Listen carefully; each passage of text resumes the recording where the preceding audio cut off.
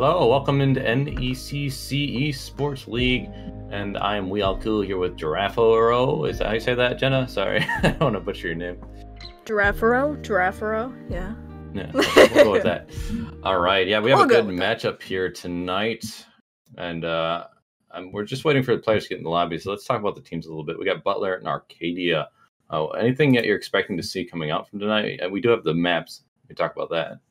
Oh yeah, definitely gonna have. I have a little bit written down to talk about. I always love talking about maps, and I always love talking about specific teams, why they choose maps, what we might be seeing from those maps, and all of that. We'll go into that, but it is going to be an interesting matchup. I actually, interestingly enough, I just had a cast for ECS, and this was the same exact map pool, minus Cafe, because it was a best of two. This was Coastline, and then it went Villa, and it definitely was a really interesting throw-up of different strategies.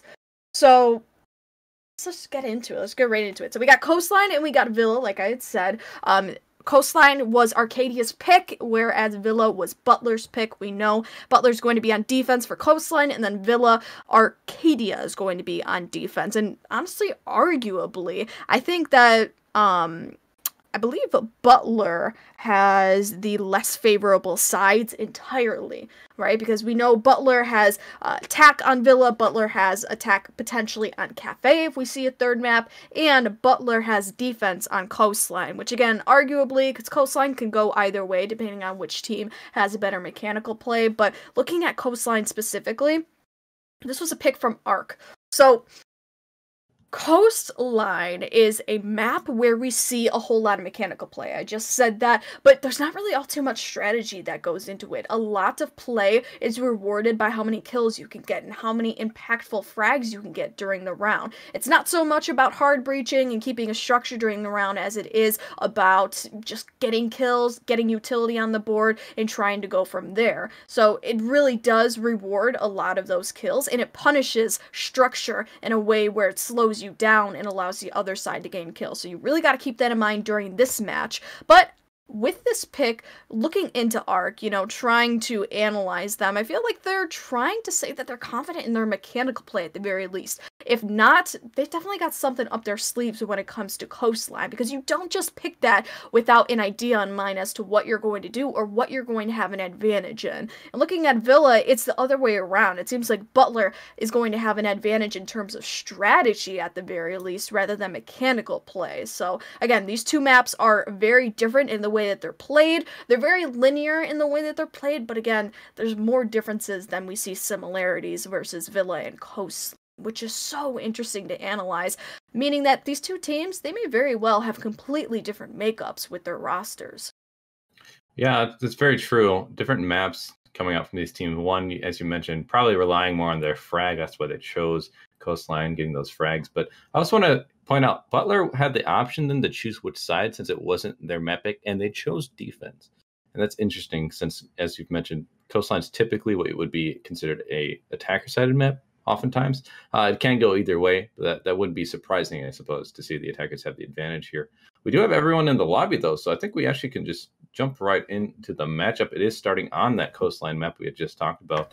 So let's see if we're ready with these players. We can jump in. But Villa, the other thing I want to mention there is what the meta change with the changes to the ADSs and then am I losing the shield, et cetera, et cetera. I do feel like that map has become a lot more balanced. We haven't seen the utility meta brought as much. You have to bring Goyo if you want to kind of keep it alive relatively.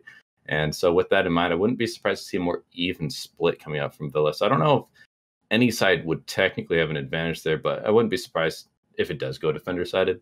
That's just what is the default, but I just want to keep an open mind to it. But we are jumping in here, so we're going to start looking at what the bans will be here on the first map of Coastline. I'm expecting more picks that aren't meta, since this is a map, as you mentioned, Jenna, that does not rely so much on strategy. So the Thatcher might not be brought up. Maybe it will, but I expect to see like Blackbeard or a Jackal, some of those more annoying ops help you with your roam game or help you so you don't have to worry about the window player of the Blackbeard. That's what I expect to see. What do you think? Yeah, I'm thinking just about the same thing. At this level of play, being, plat, gold, and such, I wouldn't expect to see super complex plays around the dynamic of team and around their strategy. I mean, Ace, he's going to be the first player off the board. That's really interesting, being that he's a ranged hard breacher. And like you had said, we're going back to utility play, so we normally want to be seeing those utility-like operators taken off the board. But interestingly enough, Butler, they're going to elect to take Ace off, which definitely says that they're going to not want to have those walls in hookah, walls in kitchen, whatever it may be, opened from a range. And now that says that Habana's going to have to be taken if they want to open up those walls, meaning Arcadia. And I mean, it doesn't really do a whole lot though, because again, you still have Habana, she's still a hard breacher that's ranged, and she still can make equally as intriguing, I guess, viewpoints into the objective or angles into the objective, which could be really important.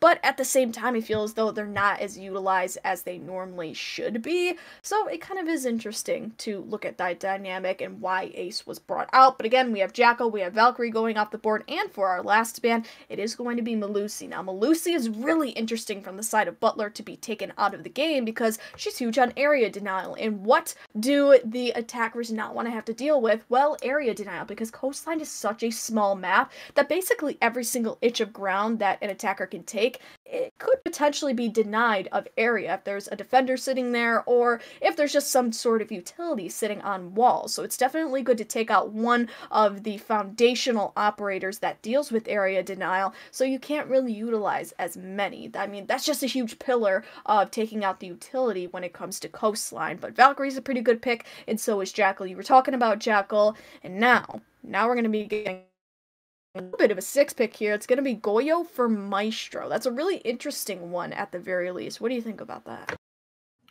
Well, it does leave them with no shields on the board looking at their lineup on defense, so they're not going to be playing with those shields, but I do like the op pick for the Maestro. I think he's underrated. Having the Evil Eyes in each site could help you up those lines of sight that you might not have. Also, the information game. Having the Valk band really does limit what you can bring. The only options would be the Maestro or the Echo, and since those Echo drones are now visible, can be shot very easily. I think it is the better choice to go with the Maestro. You still want cams on this map since it is such a small map. Every bit of information is that much more useful. Looking at the attacker lineup, it's interesting to see. I believe they have a Buck, if I'm saying this correctly, and a Sledge. So they've doubled the soft breach, which I think is rather interesting. I do think that the hard breach being brought by the Buck, it will probably be used on that VIP wall that's reinforced, and that way they don't have to use the Hibella pallets, and they can use it from the roof to open up that back wall at the billiards room from the top of square. But I still don't know if that's necessarily the best pick when it's just doubling up on something that's probably not necessary. I think they could have brought another op. But on this map, I guess, with, as you mentioned, not being so strategic, you have a lot more flexibility with those lineups. So I think they can pretty much bring whatever they want. It's going to come down to those frags, as you had mentioned before. I mean, yeah, definitely agree with you there. There could have been a little bit more foresight into the way that the operators were picked. And with the way that utility was picked specifically, because you have a lot of soft breaching capabilities, you have a lot of flashing going on, a lot of throwable utility, but you don't really have a lot of, let's say, like flank denial utility. You don't really have a lot of that etc. utility, that miscellaneous utility that really could come in handy when it comes to roam clear, let's say. So it's a lot of fraggers, but it's not a lot of useful utility that's going to be very round lasting. And again, that's on the foresight of Arcadia to say, hey, we should do this, we should try this in the attempt to adapt to what Butler may give us. But again, there's the whole situation of proactive versus reactive adaptability, which I will talk about in the case that we see that during these rounds. But for now, let's look at Rakai, right? He's roaming, he's trying to get some kills, he's trying to spot out where those pesky attackers are. They're going to be taking a very aggressive roam clear scenario here, going in to the master bed, or rather penthouse, should I say. Rakai, though, will be sitting on the white stairs of all things. So he's going to try to be seeking out those attackers and waiting in, I guess, in the shadows, if you want to put it like that, on the stairs, just waiting for any attacker to fall into his trap of either goo mines and or the T5 SMG. Yeah, having a really good gun in hand, it makes sense why he's the roamer. He can also put those goo mines in really interesting positions, knowing that the push would probably come from the standard push of the penthouse and VIP area, as we are seeing it right now. They do have to worry about this mute being here. The mute jammers will stop them from using the Hibana pellets from opening up this wall. So he's relatively safe hanging out here until they clear that out. And that might slow down their push.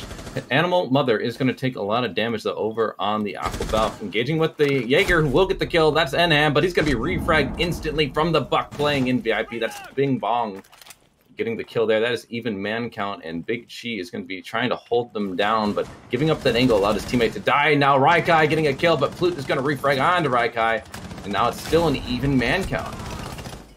See Bon Bon getting some damage down onto the balcony. Big Chi is going to take out Bing Bongs, and now the defense still has that man advantage. Only 15 seconds remaining. Pluto is going to see that Maestro take him out. Bon Bon off the board, but it's still a 2v1, now a 1v2, and none v2, as Zarin Asta is going to get the final 2 kills of that round. I mean, Zarin coming in big, coming in clutch, as I believe my headset screwed up. But, yeah, again, the AUG coming into play, getting the kills that it needed to pick up in the round. But I have to say that a lot of that round reflected on the attack and how slow they paced.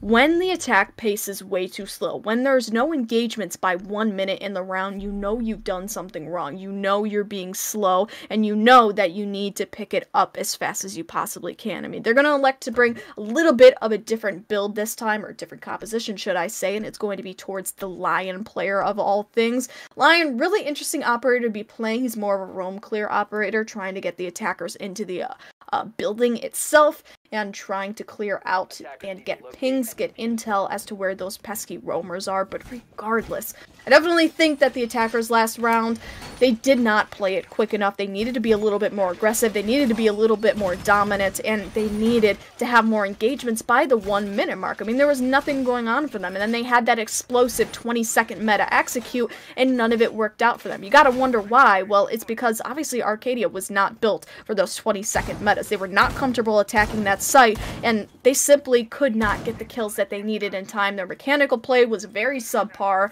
and Butler, they took advantage of that. They were able to get really nice crossfire angles left up on Arcadia, and they played it out to their fullest advantage, thus leaving a nice 2k, I believe, for Zarin. Yeah, it was a 2k with the AUG. That was really great on his part to do so. And otherwise, I mean, the kills are pretty spread out. Unfortunately, Bon Bon, he did get 2 assists for himself, but he didn't get any kills, and he died. Yeah, it's unfortunate. He had the ult in hand, so he certainly could have gotten a kill, but just not lucky enough, I suppose. Looking at the other lineup, I want to point out they have the mirror this time, which is pretty common, being downstairs in that kitchen hole. This is also very commonly the second site. So they're not doing anything with the sites to throw off the other team. They're just holding out the norms that we would expect to see. But if they aren't able to clear out these mirror windows, they're going to have a hard time pushing that service door. So I'm curious what the attack will do. Commonly, an upstairs hold also will come out, as the defenders don't want to give that verticality. We did see Raikai and Bon Bon up above on the Vigil and the Legion, but I also see that the Jaeger is above. So if the attackers realize that they're just giving so many people upstairs and only having 2 people down below on site, well, that's Nam getting a kill on the Plute, so it doesn't matter. But I was saying they could try and rush the site, but in this case, I don't think they're realizing that that's an option for them. They may not. Yeah, unfortunately, you said it, the Lion went down. I mean, he's got his kills, right? He's got a 1.0 KD. Good enough for him. As Raikai, he'll take some damage. Wow, Animal Mother cutting that off and getting a double kill for, I believe, whoever it is, right? Raikai, unfortunately, at the butt of the barrel. And he takes the hit, he takes the death, and now it's already a 4-on-3. Bing Bong is going to be taking some damage, though. Not quite sure from where, but I'm going to have to assume it's from a C4 out of all things. And I actually don't think there's any C4s. No, there's no C4s, so it might have been just an explosion of his own doing. I know we heard a little bit of an explosion going off, but the attackers, they're going to be sighted towards Blue and towards Sunrise. This could very well be a nice push for them if they're able to get themselves in position in time. It's really up to the defenders and how well they play off this roam, how well they're able to continue this roam and grant some kills for themselves. You got 2 players currently roaming. They're going to have to find their way back to the objective, but most importantly, they're going to have to get some kills while doing so. Enham's going to pick up one for himself, but unfortunately, the Legion going down to Mutt. That's a blue bar hold for you, and now blue bar player is down by Enham once again. He's going off on a tear for a double kill. Out of all things, C4 gets ripped, it gets pulled out, and there you have it. Kai gets one, Bing Bong, no, he'll refrag, and it's already a 1-on-1. 30 seconds left on the clock, as now you got Bing Bong. He's going to have less than favorable health, half health we'll call it, and Kai, he's got full health and the Vector on his side. Unfortunately though, the attack does not have diffuser in hand, so Bing Bong not only will have to get the kill, but he'll have to get the diffuser if he indeed wants to plant. This is a really interesting engagement to be played out. You got Kai, he's waiting, he's trying to swing. He unfortunately does not get the kill, but that's a lot of damage for Bing Bong, and already a kill for Kai as he gets it with, out of all things, the shotgun. The backup shotgun, not the greatest range, but unfortunately for the Buck, that range didn't favor them either, having their shotgun pulled out. Didn't have the AR activated, had the shotgun attachment opened up, and that really kind of sealed the deal for him. He wasn't going to be able to do much there, so he loses out in that engagement. Unfortunate again, but the defense holding out once more. That's 2 rounds in a row for them. Now they're going to have to go to that tertiary site, and it's going to be the Penthouse Theater. Oftentimes we will see it, depending on the team, it will be Blue Bar and Sunrise or this site. I think this site in recent times has fallen out of favor, but to see them trying it out here, I am curious of what the hold will look like. They certainly need some hard breach denial for this one on that back wall of the Penthouse into VIP, and I do have the Bandit in hand. And then they also have the Echo drone to help gather some information, with the Mira also playing as a twofer for that kind of information game. I like the load-ups I'm seeing. You mentioned before the attackers were not bringing much to help deny the roam and flank game, but now they do have the Nomad in their pocket in that lineup. So I'm liking both sides making adjustments here. The only concern I have is now you only have the hard breach of the Buck and the Hibana. That's not going to really open up big holes in the walls. So if they're going to try and get a plant by moving into Penthouse through that VIP wall, going to be very limited in the amount of space they can open up. The lines of sight will be limited, so I'd be a little concerned for them on how they're going to push this site. I have to wonder, was I behind that entire time? Maybe just a little bit, but maybe you know, just a little bit. We move on. Oh man, forward. I was behind. That was decent play-by-play too. Oh man. That makes me so sad. That makes me so sad. This is the issue with clean feed, is that you don't get to see the perspective of the actual observer, or rather the producer.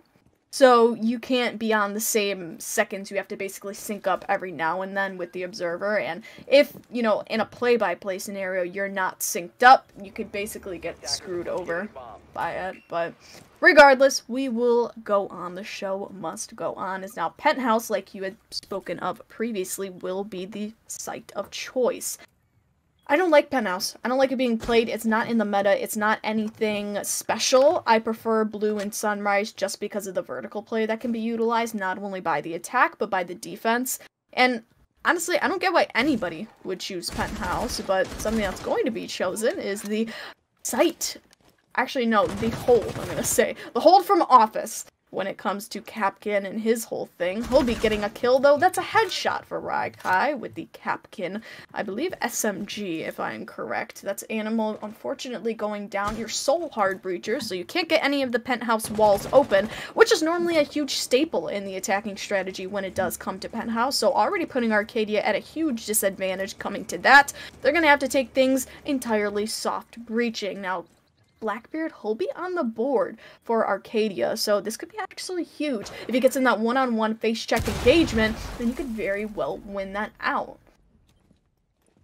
I'm gonna like to see that. I'm definitely gonna like to see that. They're pushing in the hookah right now, and that's Raikai engaging, but he's not gonna see them. He's gonna run away, take a lot of damage in his back, but he does not get taken out. A lot of damage coming out, but they do still have the man advantage on that defense side. There's only a minute remaining here. They're really limited on what they can do here. They also haven't taken care of the electric shock on that wall from the bandit. So Hibana being off the board, only left with the buck to open up the wall. They're not even going to be able to do it. And everyone is getting stuck in that hookah area. Bing Bong, though, is going to take out Bon, so they are getting some kills, trying to bring it back closer. Raikai going to get some damage done. Kojo does get a TK, but then he does clean up on Raikai at the same time, so it's an even man count. But they only have 30 seconds to push site, and they don't have any good lines of sight. They're going to have to opt to push into the theater doorway, but at the end of the white hallway there is Enham getting a kill on the Bing Bong, bringing it to the man advantage for them. And now these attackers, 15 seconds remaining, only 2 of them. No hard breach is possible. They're going to have to just funnel in here. Mutt is getting caught on the wall, not sure where to go. Didn't even clean up the camera, and NM's going to get an easy kill. It's all up to Kojo with the shield in front of him, but 1 second left on the board. He's not going to be able to get anything done here. That's going to be another defense win. 3 in a row, getting that full rotation of the sites. You know what's really interesting? This was Arcadia's pick. And when you're on attack, specifically in Coastline, and you choose the map, mind you, you're supposed to kind of know what you're doing. I mean, it realistically is all about getting the main kills. It's all about getting as many kills as you possibly can leading up to the execute on site. It normally turns into a team deathmatch, I will not lie, unless you're on kitchen and service and you seem to get a plan in the site. But for the most part, you don't really see those types of engagements going on.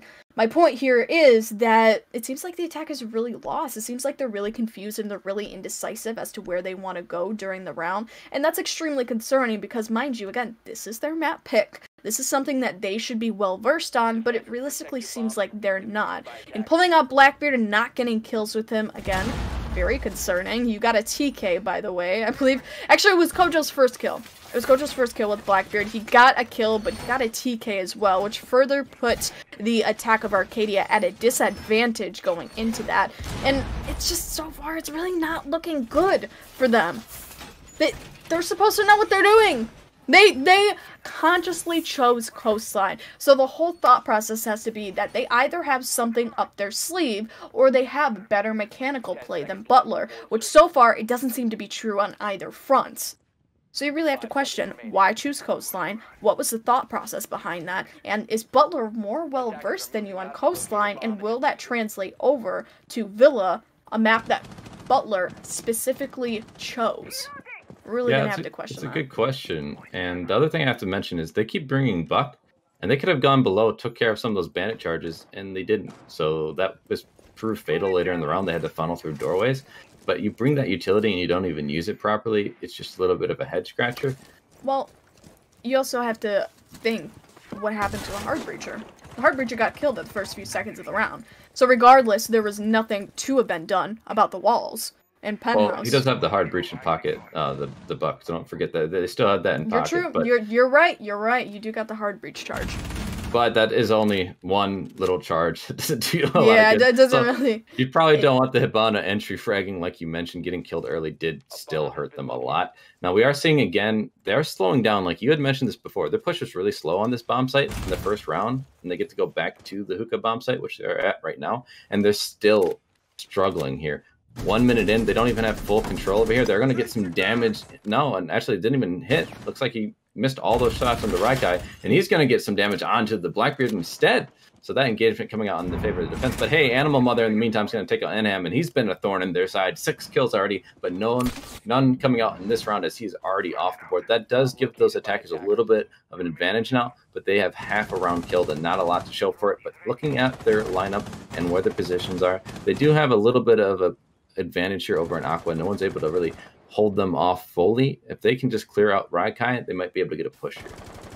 Yeah, and I mean, like you said, with the main fragger of the defense being down for Butler, this could prove a really great advantage that Arcadia needs to jump on as quick as they possibly can. They only have 1 minute to do so, and it doesn't look all too good for them. It looks like they're falling back into the theme of them being all too methodical, slowing down their play too much, and it's going to turn into that 20-second meta execute with the big explosive execute, but they really weren't able to hack it. They weren't able to do it because there were so many angles, so many masterful elegant angles being held against the attack that, again, they just weren't able to keep up with it. I mean, you got a player playing around the I believe it's like the benches area, or I'm not even quite sure, but you know what I mean. You got the mute playing tucked away in the corner of the site, which you could very easily peek out. Unfortunately, though, Bon, he's been down. The player with the Alda, not very good of a situation for Butler to find themselves in, and again, this could very well turn out to be a round in the favor of Arcadia. It just has to be that they collapse on the site at the right time. About 15 seconds left on the clock, and it doesn't seem like an all too favorable site for Arcadia,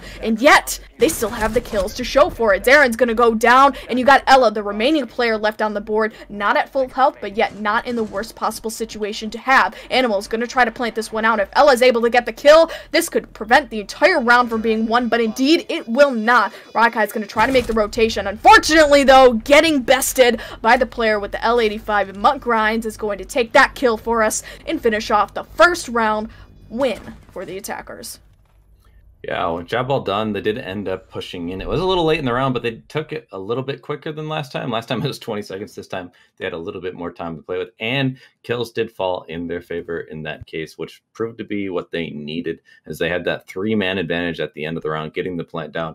Raikai, it's a lot to do to try and get 3 kills and a defuse. He wasn't even able to get 1, so that looked a lot better coming out from Arcadia. They're going to have to find 2 more, though, if they want to find that even round split before going to their defensive half.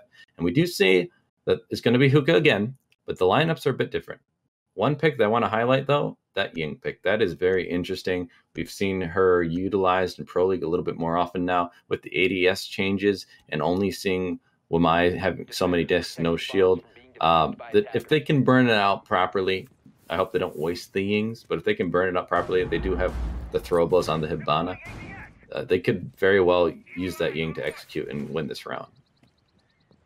I mean, yeah, it definitely is a possibility. It's a possibility to just even use the Ying for roam clear in the case that Arcadia wants to speed up that portion of the round, trying to kill out Raikai and trying to prevent the presence from lasting any longer on that side when it comes to theater. But I still think that Arcadia, they're going to have a really steep hill to climb. I mean, they won last round, yes, but by the skin of their teeth. It was the last second by the time that Hibana planted, and if that plant specifically can get wasted in time as much as possible, or even the diffuser being in the hands of Butler, again, it could very well fall into the hands of the defense. It just takes one dominant play in the round. It takes one C4 from below to capture the entire round out of Arcadia's hands. That is how fragile their attacking rounds on Hookah Billiards have been. So in the case that Butler gets an upper hand, even with kills, even when it comes to shutting down a plan early round, it could still cause a win for the defense. We really have to keep that in mind. In Arcadia themselves, they can't be making any mistakes right now. They cannot afford to make any mistakes. They really have to keep up,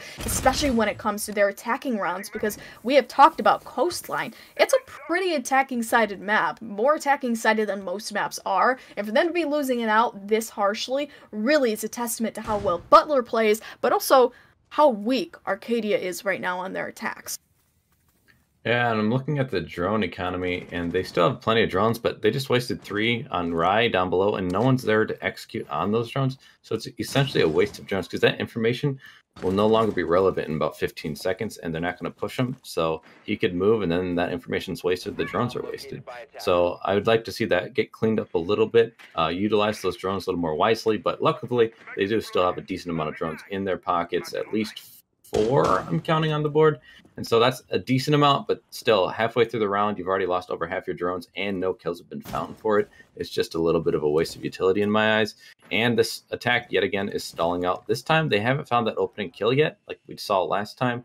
And halfway through the round, we do see Mutt, as I'm saying that, he is going to push on Raikai, but pushing by himself here, and then also no drones to help with it, he could get caught out here if he's not careful. Rai, though, might not be looking the right directions. These 2 players look like they're just about to engage right now. He's going to push up on him. They're going to run into each other, and the sledge is going to come out on top. That's Mutt Grinds, and he's going to get refragged instantly, though. And I'm getting that kill, and he's engaging with the man on Aquabuff, but he's going to get taken out now. That's going to be an animal mother, and now they have that man advantage that they utilized last time. They're up 4-3. The Ying's going to start using those Candelas, trying to get a push, but this is going to slow that down. Bonbon will be flash still, so if they push here, but they're not looking like they are. That Elo grenade going to slow him down. Kojo, though, getting a kill on Zarin Astra. They do have now a 2-man advantage. And now it's back to a 1-man advantage. Bon pushing up with the shotgun in hand. That takes out Flute. And now it's a 2v3 for these defenders. Only 20 seconds left for them to kill. You mentioned how fragile this attack can be. And now Animal Mother off the board. The Alda in hand gets another one. That's Kojo off the board. It's all up to Bing Bong. And you have only 10 seconds to get this plant or find 2 kills. He's going to engage with the Alda in the corner here, and he's going to win that fight and almost win a second one, but he has to find him in a second here, and he's not going to do it, just missing those shots narrowly at the end of the round. Butler finding the 4th round of defense. That's going to give them a nice advantage going into their attacking rounds, but one more defensive round still remains. Most definitely. I mean, it's 4-1 right now. It only gives one more round for the attack to at least try to even things out in their own way going on to their defense-sided rounds, but even on Coastline, you want to try to get more of an even score, more of a 3-3 rather than a 4-2 because of the fact that it is a little bit more attack-favored, and so far, the attack, it's really been struggling. The attack of Arcadia has indeed, they've had some rough times. They've been winning, again, by the skin of their teeth. And it just, they're falling short. They're falling short at every possible angle. They're falling short at a lot of different ways. And just so many things are going wrong for them. They're making tiny mistakes, and it's snowballing to be this big, huge round loss for them all at the last second. They have a huge issue when it comes to pacing in the round, and on Coastline, that issue gets exacerbated so badly to the point where it could very easily lose you rounds. And so far, it has been losing Arcadia rounds. I mean, at the last second, they keep on trying to push in, they keep on trying to get the kills for themselves, but so far, it just doesn't seem to be working out for them. And honestly, I'm going to say this so sparingly, I just think that this is more of a ranked stylistic play from them.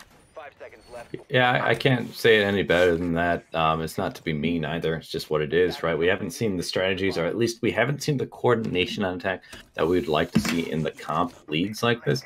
And so hopefully they can learn from this, go back, watch what was going on. Hopefully they recognize, yeah, our drone utility not being used well, our timing just taking too long on these pushes a lot of the time, and they could clean it up still. So there's still positivity we can take away from it, but overall, yes, it hasn't looked the greatest. It has been a little lackluster on their attacking side. I'm curious to see, though, will Butler have the same problem, or will they have a little bit more of a well-coordinated attack? But this round still needs to be played out before we can answer that question.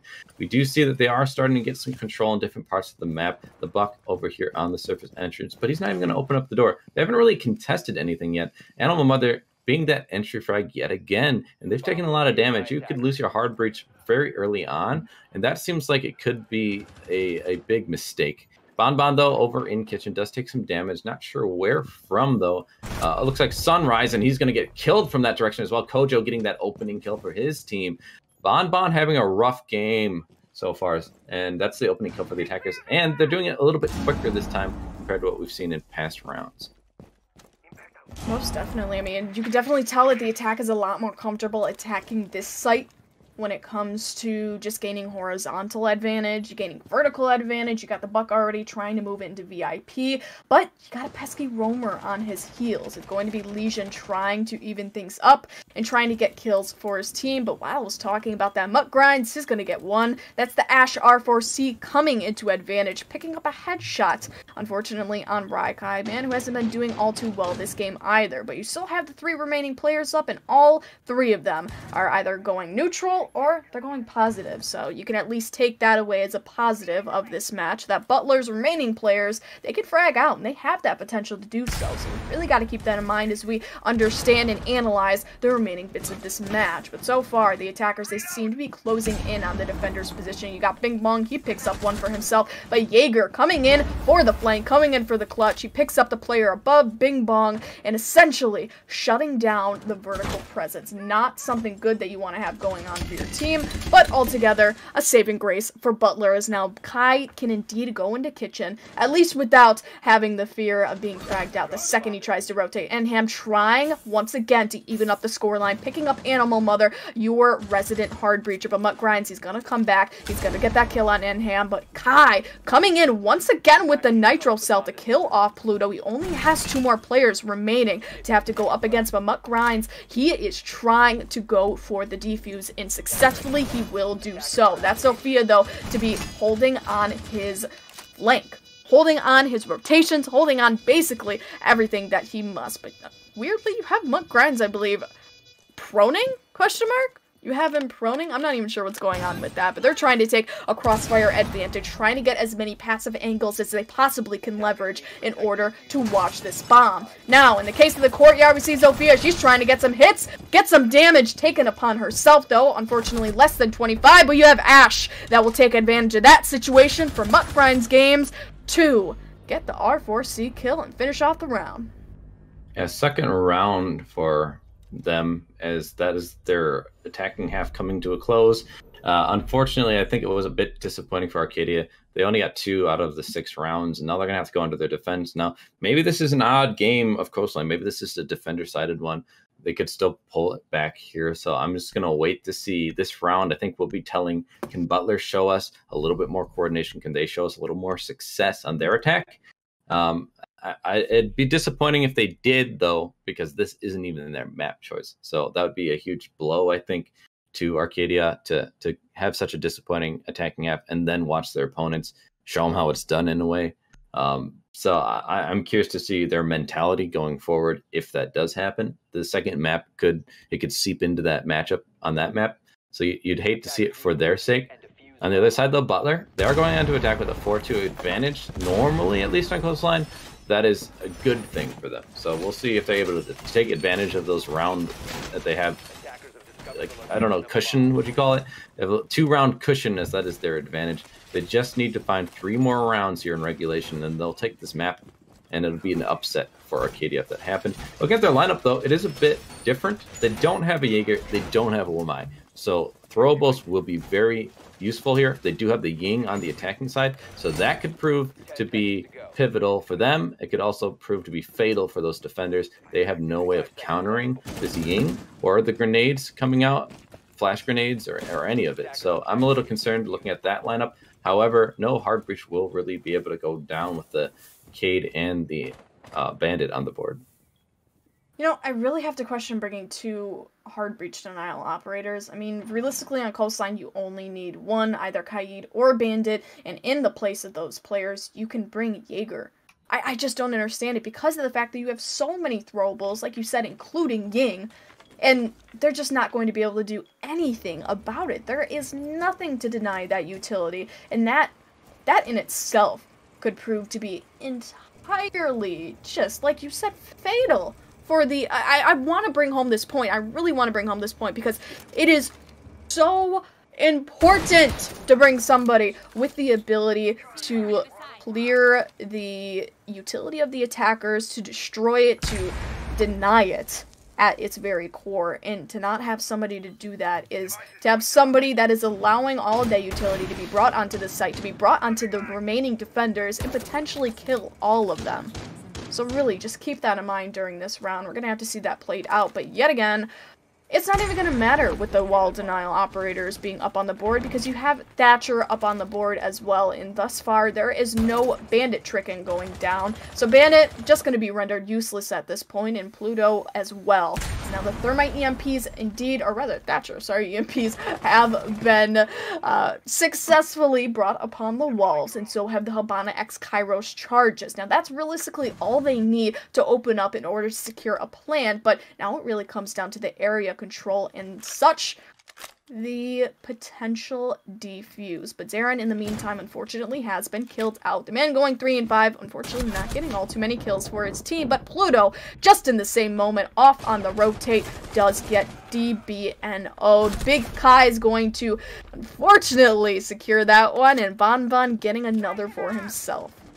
Yeah, Bing Bong off the board. That gives him the man advantage on attack. And as we mentioned, the Yin Candela is coming into effect. He's able to utilize it and realizing no one is in here to deny the plant. He could plant here potentially. But he is going to keep getting zapped by the Evil Eye. They're not paying attention to it. Bon Bon will get a kill on the Kojo in the meantime. Now it's all up to Mutt Grinds. He's going to take out that Ying, pushing with the diffuser in hand, but Bon Bon will refrag. And that'll win the round for Butler. That attack looking really pretty good. I would say they take a little bit of time, but they were utilizing it well just to get that back wall opened up. The thing that really proved to be fatal is they just had no denial and just getting caught not watching their angles that they should have been watching. We saw the man rotating in billiards just get caught from Aqua, and he's the only one who's there to watch that angle and just getting tripped up the defense. I'm not quite sure what's going on, but they don't look coordinated. They didn't look coordinated on attack. Arcadia now down 3 rounds, 5-2. Butler looking like they have the plan here on Coastline. They're going to maybe steal this map from Arcadia. They could very well do so. It's going to take a lot of determination from the side of Arcadia to pull this one back. As now they finally brought the Jaeger pick. Thank you. Thank you, thank you, thank you. Kojo's going to be the one on that, and hopefully his ADSs will secure at least some of the utility that's going to be brought on the side of Butler. Unfortunately, they're not going to be bringing the Ying this time, as now they've switched her out for the Yana. Yana. I like Yana being played on Coastline. I think she's a really important operator when it comes to roam clear. I think she's an important operator when it comes to gaining intel as to where the exact positions of Arcadia's players are going to be. And I just think she's a really good player with the G36 in general. She's got a lot of fragging potential, and with it being on the player of Kai, we will most likely bring a lot of that just so. And also, I mean, you got frag grenades. That's a plus, right? Right, and I was going to point out last time they didn't have any frag grenades. I thought they'd bring the sledge or something, but they didn't. And so maybe that was a miss for them, but it didn't really seem to matter. They had that attacking favor after getting those. They lost the opening kill actually, but they got 2 back, and then they had the man advantage from the rest of the round they're on. And I think that the lineup definitely looks better, as you mentioned. Not bringing the double hard breach denial. They only have the Cade, not the bandit this time. They're going to be bringing that Jaeger. That'll help a lot. The other thing they have is a mute. I think that could be useful for denying a lot of the drones. I think the drone game was decent on Butler's side. They at least had the information they needed to start pushing in. And this time, it's going to be a little bit harder for them to get that information. They are taking a little bit of time here. The Thatcher probably helping the Headbana try and get this wall open yet again, just like we saw last time from the roof. But it's taking a little bit of time. Bonbon's not even on the roof right now. So I'm just wondering, what are they doing? Where's the coordination happening? It's already been a minute, and they don't really have any control yet. And they haven't even moved inside the building, it seems. X-Kyroses are now going to be put down on the main wall of Hookah. That'll take at least some part of the wall off, but I believe the mute charge is going to prevent that from happening on the remaining wall. And honestly, I think that's truthfully enough to do a little bit of damage. Just now, the pistol from Kaid, out of all people, is going to be brought. It will not hit the head of the player head glitching, and thus the engagement will be a bust. But Pluto, he's still going to be trying it. He's going to be trying that engagement with the pistol, but Kai, in the same time, gets a headshot with the G36. So there you go, ladies and gentlemen. That's our first kill of the round. Smoke, though, will be thrown out as canisters. He only has 1 left, and there's still a minute in the round to go. So not the best possible control of using out your smoke canisters, but Pluto gets, I believe, a 1-tap was that with the pistol from Kaid. Man, that thing can do big things, but Kai's gonna be doing even more big things now with his frag grenade, hopefully picking up yet another player, but Mutt Grinds picking up Enham. Fortunately, though, that'll be a refrag for you as the Jerry 36 coming out, coming strong, coming in clean for the 3rd player from Big Kai. Question is, will he be able to get the ace? I guess only time will tell, as now Hookah will be the next place that the attackers control. Zaren's going to pick up 1, unfortunately stopping out the potential of Big Kai getting the ace, but Kojo's the remaining player left on the board. Unfortunately, he's put in a 1v3 scenario for himself, and with really nice crossfire angles being held, that'll be him picking up 1, but still, crossfire angles being held for the attack, and there's not a whole lot of potential for him to be winning this out. The attackers now know his exact positioning. Fortunately, the attacker's going to find himself in that position to get such a kill with the Nomad air jab being down, and I believe Jaeger was just pushed through the wall? Yeah, the air jab caught him out, and then Bonbon cleaned him up. A 3K coming out for Big Chi. Really good job from him. Got one of them with the frag grenade, as you just mentioned. So really good job. That's now all the rounds in a row, or two to be specific, excuse me, on the attack. And so Butler really does look like they're just more coordinated. They know what they're doing a little bit more on this map. We saw that they haven't struggled so far on their attack like we saw from Arcadia. They're on map point now at 6-2, and this is Arcadia's pick. That's really alarming for them. Hopefully they have a lot to learn from this. Again, I'll try and put the positive spin on it. We're going to see Bonbon. He was flirting with that Dokkaebi pick. Looks like he might be 6, and he is over to the, well, he was going with Thatcher. Now he's going Sledge. So now they have double that frag grenade potential. They're going to have bring the Sledge and the Iana. So I like that. We did see that they weren't really putting those ADSs, at least I didn't see them catch anything. There was a nade kill, so that just goes to show they were still utilized properly. And now they have 4 of them. So this could be what they need. Just clear out some of these positions, throw a couple grenades, get a kill, get in, get the plant down. Maybe that's the mentality coming out. I do think the Iana is also really useful, but I didn't see many of her drones being used last time. Maybe that's just due to that meat jammer, and they just didn't want to bother. I'm not quite sure, but at the very least, it didn't end up mattering for them. They still got the round. We're going to see them go Penthouse, though. You said earlier you don't like this site. I'm not a huge fan of it either. What do you think is going to happen? Do you think this is just going to be the last round, then, because they went to the site you don't like? Definitely. It's going to be the last round because they went to the site that I hate. For sure. Yeah, that's it right there. That's the reason. Yeah, that is definitely the reason. No, I think actually Big Kai, the reason why he didn't use out the Gemini clones a whole lot, if that's what you're referring to, was the fact that he was literally getting so many kills that he didn't even have the time to do so. I mean, that man had or woman, or them, they, whoever, they had the diffuser in him. Oh, all of them are him? Okay, so I got a note from production that all of them are him. Okay, cool. But anyways, Big Kai, unfortunately, didn't really have too much time to play the Yano role that you're supposed to be playing because of the fact that he essentially played the fragger role, he played the support role, he played the diffuser role, and he played the flank denial role all in one. Essentially, just doing everything for the team. I mean, that man got, I believe, a 3 or 4K at the very least. Just going crazy in the scoreboard, most definitely. And definitely solidifying himself, we'll say, as the MVP of that round. But speaking of this round, we're going to be seeing a little bit of roam clear going on for the side of Butler. You got the Yana Gemini clones coming in. And so far, just a whole lot of droning, whole lot of gaining intel. And now as the attack move on to Aqua, they're gaining control of that. They're trying to gain control of VIP, essentially just squishing out the last remaining presence of the defenders in every single area that is not the objective. Big Kai, I knew that was going to happen. Getting the kill with a well-placed frag grenade will indeed determine the first frag of the round, and a good one at that. But you got Animal, he'll be coming right back for Blood, and him going down, unfortunately, not able to do as much of a presence on the round as he did previously, but Kojo picks up one for himself, and now Big Kai coming back for more Blood. Still a 3-on-2, so the attack is indeed in favor of this round. Frag grenades will indeed be thrown out, and thus they will not hit anything. Now I believe you got a Legion moving up the stairs, trying to make an impactful flank, but will not do so, as now Big Kai gets the 2 remaining kills on the round, and thus shutting down round 9 and the game itself. Yeah, wow, he just had a really good game, didn't he? Just cleaning up that round. He pretty much cleaned up the round before that, so just came alive in those last 2 attacking rounds. Really good game. 14 kills dropped on this map in only 9 rounds, excuse me. So that's a really good kill to round differential. I do like to see it come out. We did see that Arcadia chose this map. We thought that they would be more, oh, we're going to rely on our fragging, but that was kind of the opposite. Butler came in, guns a-blazing, and they took them down 7-2. Very fast map for them.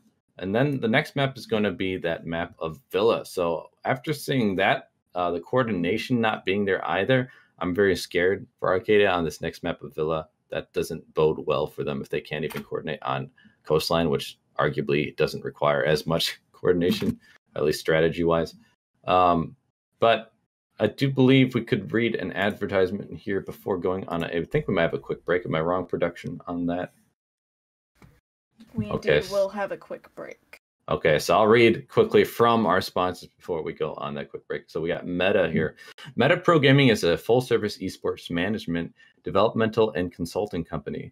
Meta provides esports coaching, college esports management, arena design, and equipment. Visit them at metaprogramming.gg to learn more. And then we also have some video sponsors, so we'll throw that on, and then we'll be back after a short break here. So thank you. Esports, we're watching a Rainbow Six matchup between Arcadia and Butler. Butler just won on Coastline 7-2. We will be going to the second map of Villa. This is Butler's choice as well. So they seem to have that advantage. They're also starting on defense, which is interesting. I do want to quickly jump to a word from one of our sponsors quick, just to make sure we get to it. So Respawn. Respawn products are forged for all-day comfort for content creators, professional and casual players, or anyone looking to upgrade their setup. Respawn has been battle-tested and achieves a level of comfort that leaves competitors in the dust. Live to play another day with Respawn, your battle-ready partner. So thank you, Respawn, for that.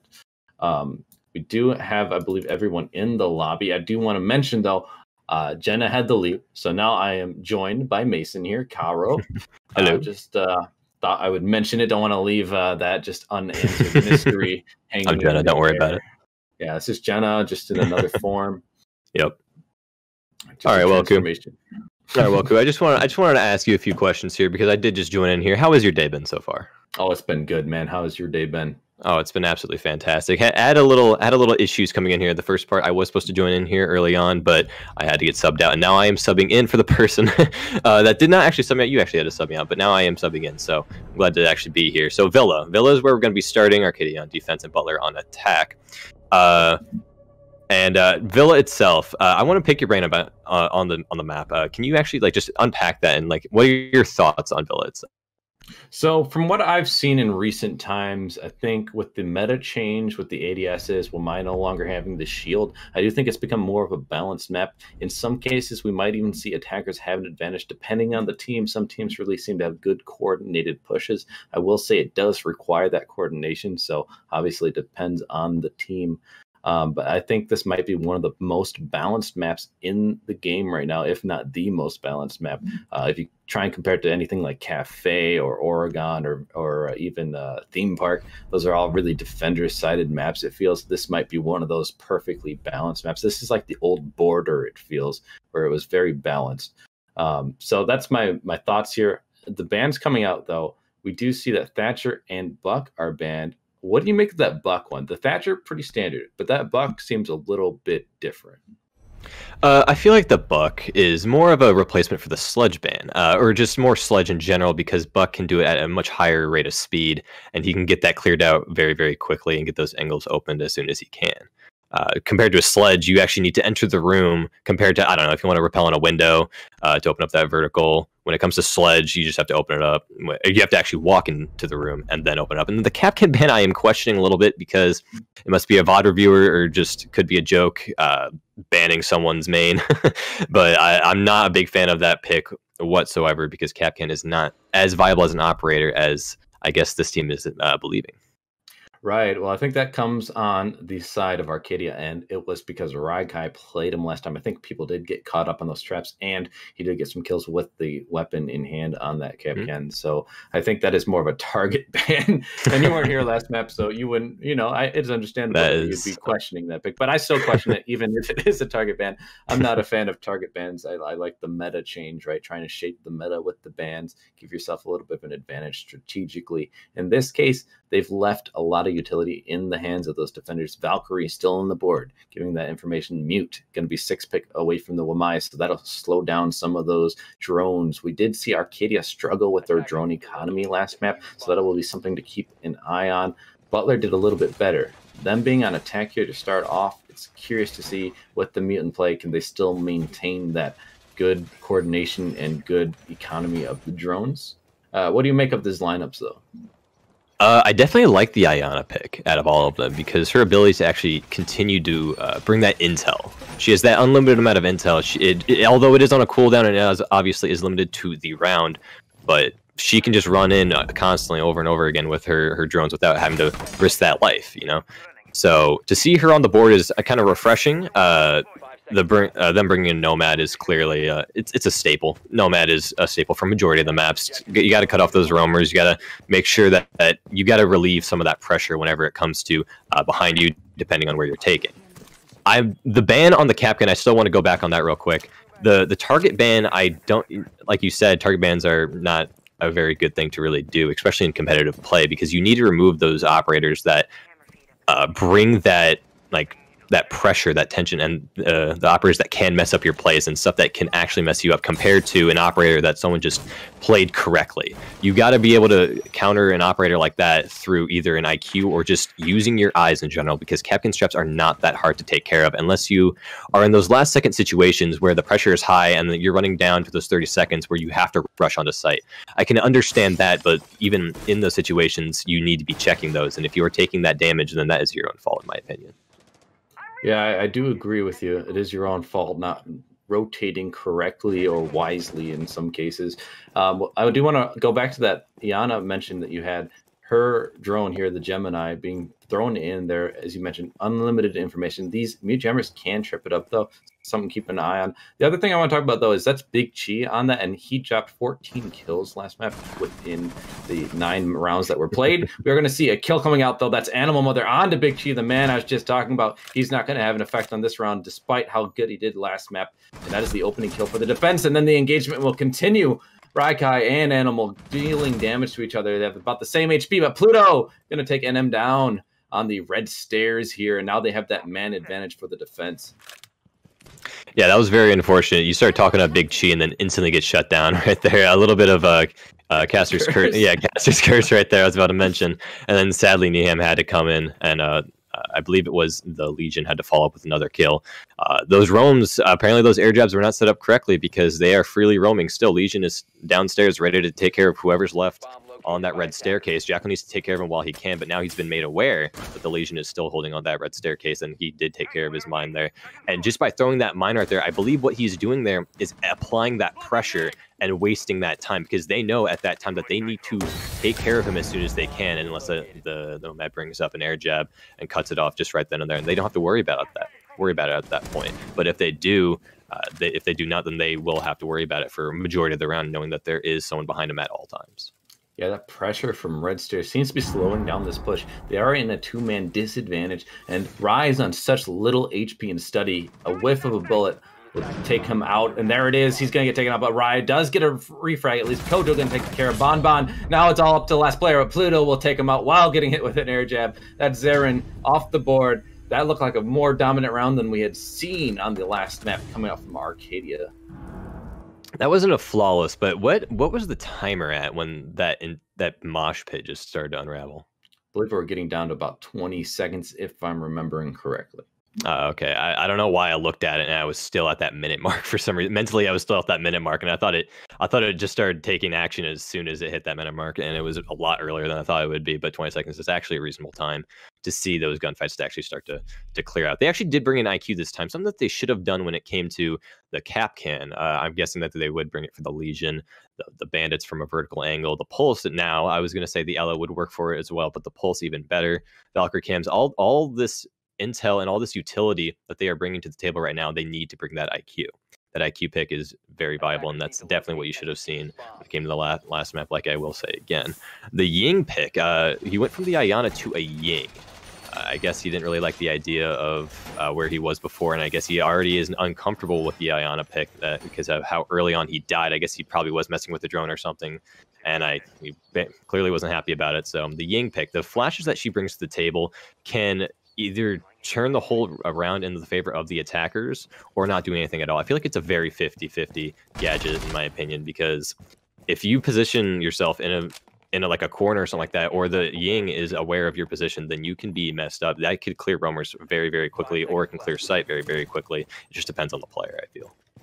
Yeah, and last map, again, you weren't here for this. I just want to recap it a little bit so you're aware as well, as some of the viewers might just jump in now. They did bring Ying, both teams, I believe, did bring Ying a few times at the very least. Now, the only thing I would question about it is they didn't seem to push while using those Candelas, at least not very often. They might have done it once or twice. So my feeling on the utility hasn't been that they've been using it properly, not wholly at least. And so that's one thing I would watch out for. I hope that they clean that up a little bit, utilize it, throw it, and then push in with it. You don't want to just throw it and then waste it, and then you don't even utilize the blindness that you might have prompted by throwing it in. In this case, though, Pluto is playing at the top of main stairs, and it's going to slow down this push. It looks like they're trying to do an execution from top, like a horizontal push, going from that study side and game side into the trophy and excuse me, I'm just blanking on that word, statue. And so it's interesting to see that this is the push they're opting for, and they've taken about a minute and they don't really have any control yet. Yeah, and having an operator that you need that team communication, you need that intel with. I'm not entirely sure. Please refresh my memory if you've seen any sort of drone going out, and there's a lot of trades going off on the main staircase. That's going to be Jackal being taken down. The Jackal, that operator being down, can actually save a lot of pressure for the roamers in general, and then the Ying getting taken down as well. As I mentioned before, that Ying could do a lot of damage. A lot of trading going off right now. Currently still a 3v3 right now, and it's been evened out. That is the Bandit and the Legion going down right there. The only really serious 2 kills right now have been on the attacking side, and those are the only 2 really impactful kills to really come out of this entire engagement.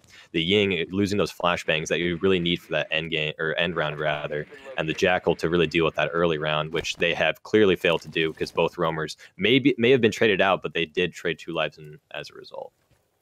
Yeah, Rye going to creep up on the main bedroom doorway here. He does not know for sure if someone is around the corner here. It is an even man count, so whoever can get this kill here, they're going to put themselves in a really good position for their team. Their engagement is going to come out, and it is going to be Rye getting that kill onto Kojo, giving the attackers the man advantage now, all up to a pulse with an ump in hand, not the best weapon, and then Mutt grinds. He does have the carbine in hand, and he's going to engage, but not get a kill. But Bing Bong does onto Rise, and now he's bringing it back to the even man count. 2v2 now. And now a 2v1. The attacker's falling. Bon Bon on his lonesome after Bing Bong took out Enham. And now it's up to Bing Bong and Mutt Grinds to just clutch out the rest of the round. 30 seconds remain. This Nomad on their lonesome, having the diffuser in hand still. So they could possibly do this, but 2v1, 30 seconds. It's not a lot of time to work with. The shots coming up and not finding their target. Missing the shots on to the Jaeger. Bon Bon, 15 seconds remaining here. Going to start pushing into the statue area, trying to find these 2 last remaining defenders. One yet, he's going to get the kill onto Bing Bong, and almost the second he does! That's Mutt Grinds. What were you doing? Lining up in the final seconds. That gives the attackers their first round. And an unfortunate series of events as both these defenders rotate the same way and get taken out for it. Well, there's a lot to unpack right there. I already had enough to unpack in the beginning there, and then that little engagement really had to add more onto my job here. Thanks for that, guys. I definitely want to say that the pull, or rather less the pulse and rather more the Jaeger. The Jaeger rotating off there, the lack of awareness and the lack of either the call up from pulse, but more the lack of awareness, because the fact that there was gunshots coming from statuary and he completely ignored them and decided not to just take the directly into him and then try to escape him somehow by running into Astro, even though he was already in the doorway. And still with around like 5 seconds remaining, he had plenty of time to still swing that angle and take care of him. So not the best play. He didn't even know where he was at the time. So the Jaeger pushing through definitely lost the defensive round for them. I also wanted to bring up the Ying dying early on, and also bring the Ying in general. Not bringing that intel, or just, I said, please correct me if I'm wrong, if they were droning correctly near the middle or end of the round, because if they do not have that intel to use those Ying canisters correctly, then they cannot really clear and actually take care of those operators. And they're pretty much easy kills after you get those Ying flashes on them. So if they do not drone out and get that intel correctly, then they're pretty much useless, unless you're trying to clear sight with little no intel anyway. Right, yeah, that's exactly what I think they are doing. They're going to rely on that Ying without having to put drones into the site. Now, the thing you mentioned is, are they droning well? And I would say they droned upstairs well. But then they didn't have the rotation cams to watch for the flanks up those stairways. We saw it. They came up, they got the kills. And so you bring the Nomad, maybe that gives you too much comfort, because a lot of the times those air jets are being placed in a place where they can still get to the top of stairs. They just can't come up onto the landing area. So they can still peek on the stairway itself and get the kills. And we've seen it happen a few times now. So that's something else to keep an eye on. I would like to see these Nomad air jets being placed a little bit more carefully, we'll say, so that they can catch those defenders, not let them get to those top of the stairways, so they have an easy peek onto these attackers who aren't watching their backs very well. The defense, though, is going to be in the same place. They do have that roam game that we saw was prevalent last time. The Jackal is going to do some work trying to catch him out, but the concern here is the drone work going to be well? Are they going to coordinate well and get a pinch going? I don't see any other attackers trying to support this Jackal on the window. Yeah, with little to no support, they're going to end up in the exact same situation, isolating those 1v1s that they had with the defenders rather before. They did get the trades off, which is good. Really well played by, I believe it was the IQ and whoever else took down the Legion afterwards. But yes, they did trade them out, which was well played, but they themselves in that situation in the first place to have to worry about getting those trades off. And then we did bring up the Nomad in the past, saying that she was adding too much comfort for the attacking side, but you don't really want to see that. I did notice that she with an air jab or two near the end of her rounds, and she needs to close off those staircases, because if those staircases are not closed off properly, then those rotates will be an issue, as Ying managed to pick up a kill of her own, taking care of one of the roamers with no help of, actually no, that was a help of the Jackal doing his job properly, and adding that pressure onto that Vigil, adding that location, adding that ping will add that pressure and kind of bring a little fear to the Vigil, and adding that fear makes him want to have to run around, try to leave the area that he was before to confuse him, and ran straight into Ying's bullets and inevitably brought him to the first kill of the round. Yeah, and it looks like they're very focused on the Bandit clearing him out, but they are unaware, I think, that the Legion was over in that games area. The Big Chi is going to get a kill on the Legion, as I mentioned it, but the Bandit will refrag onto Zarin, and that's going to give them still one-man advantage for the attackers. And Animal did take a lot of damage, that Bandit, on a sliver of HP now. But Bing Bong's going to get Kale onto Raikai, and that's going to bring it back to an even man count, doing work, trying to bring this round back to their favor. Another kill coming out from Animal. That's on to Bon Bon. Now they have the man advantage on the defense, and only 30 seconds remains. These defenders starting to come in clutch near the dying moments of this round. The Ying still in play, trying to utilize it, but the ADS is going to catch it out. He does have G8 in hand. That diffuser is down, though, so they're going to have to find the kills if they want to win this round. The attack gonna get a kill onto Bing Bong. That's Big Chi. They do need to find two more, though. Kojo getting Enham. It's all up to Big Chi, and he's not gonna do it. Animal getting his third kill for the round, and that's the second round for Arcadia. Their defense on this map already looking just as good, if not better, than what we saw on Coast. That was really interesting from Animal, because he was with a sliver of HP, maybe around like 10 HP, and he still managed to take out 3 of them. I'm pretty sure the first one did manage to bring him down to that 10 HP, but he did manage to continue on with 2 other kills. That first kill individual was very well played by the Ying. I entirely forgot, because I think it was the Bandit picking up those first 3 kills. Those first 3 kills were game changing, and there was not a lot of trading going off that we saw in the round previously. And with that in mind, taking site is much worse, because those roamers are still there. There's still people holding on site, waiting for you to enter, holding those angles, and you cannot worry about those. And those ADS is in play, which is typically why you think that they would bring the IQ, which they sadly 6-pick for this round, which they should be utilizing. And that's what I feel has been going on so far. These gadgets are not being used properly. The IQ has not been taking care of the gadgets on site. The Nomad, I feel, is not placing those air jabs in the right spot, because clearly those roamers are still being as effective as always. With that IQ off the table, not only just adds the issue of that gadget not being to their disposal, but they weren't using it in the first place anyway. So I guess bringing that soft breach, something that they're probably a little bit more comfortable using and probably a little bit more familiar with, I guess more power to them, because if that's what's going to fix their play, then go ahead, go for it.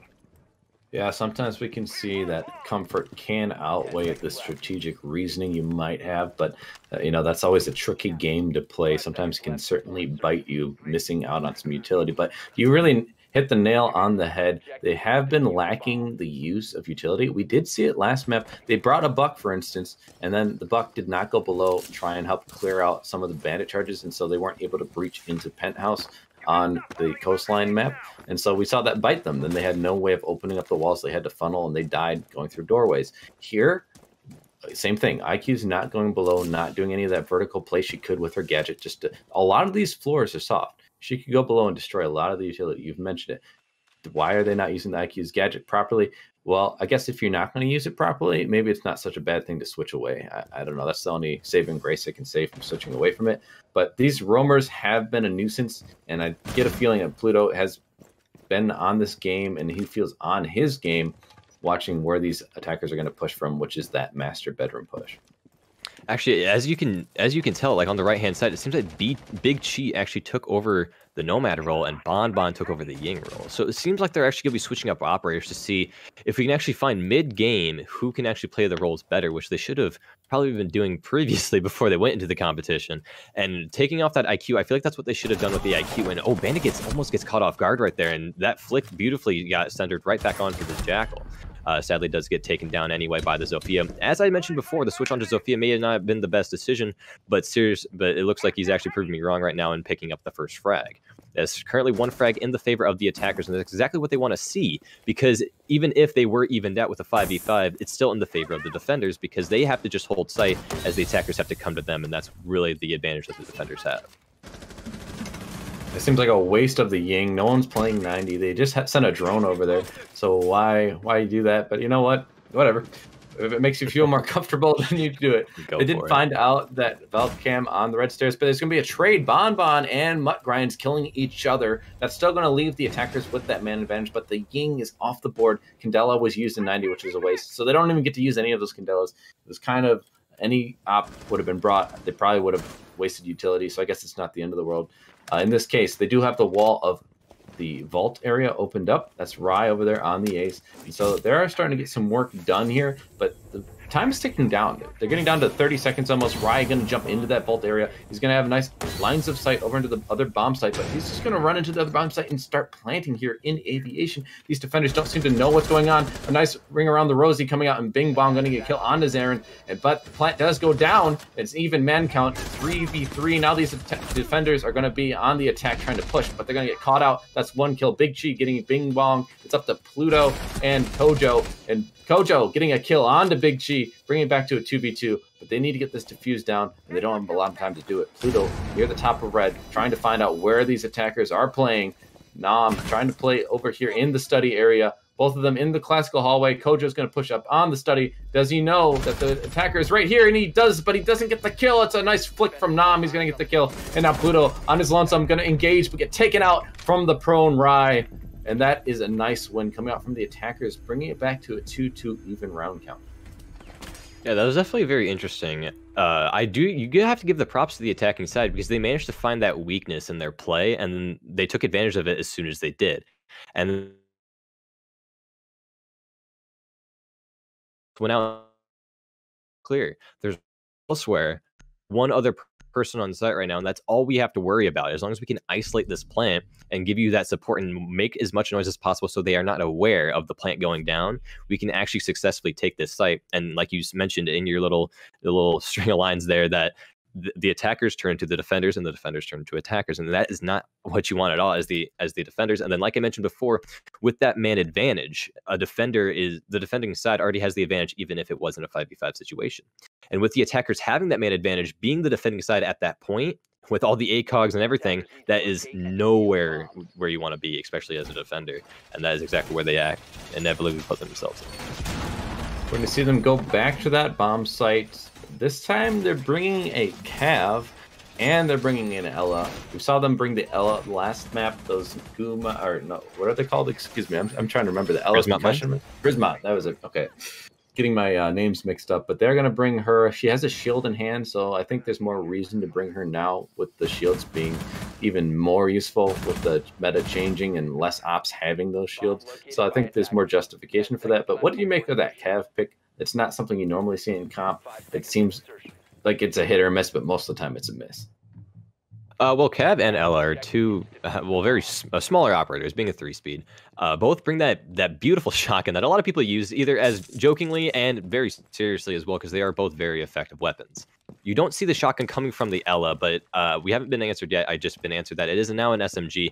I thought that they would bring some sort of shotgun, and that Cav holding downstairs could be huge, because like I mentioned before in the past, the Nomad has not been super effective, but now since it is on Big Chi, they did win the round since. So hopefully they can the air jabs do get placed down properly this time, as well as they did last round, I believe, and see if they can actually take care of this Cav properly. Because if this Cav can actually catch them off guard, catch that one singular guy off guard, because there has been a lot of solo pushes, as you noticed, from the attacking side. So if that solo push gets isolated by the Cav, that could mean probably the round for the attacking side.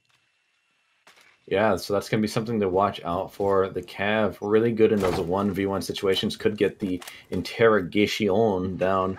But they're going to be doing some decent drone work here, catching her out. I think she was almost caught. At least she heard the drone, had to rotate down further. But Animal going to get a kill onto Big Chi. No more air jabs. He's trying to follow it up, isn't able to. He does get refragged by Bon. He's going to pre-fire the stairs down below. He's going to engage and get the kill instantly onto the Cav of Mutt Grinds. And that Cav coming out not useful in this case. Pluto, though, going to be patient, playing here near the bottom of the Astro Stairs. He could have a decent flank here, but so far he hasn't opted to do that, trying to just wait for these attackers to maybe seemingly become a little more relaxed.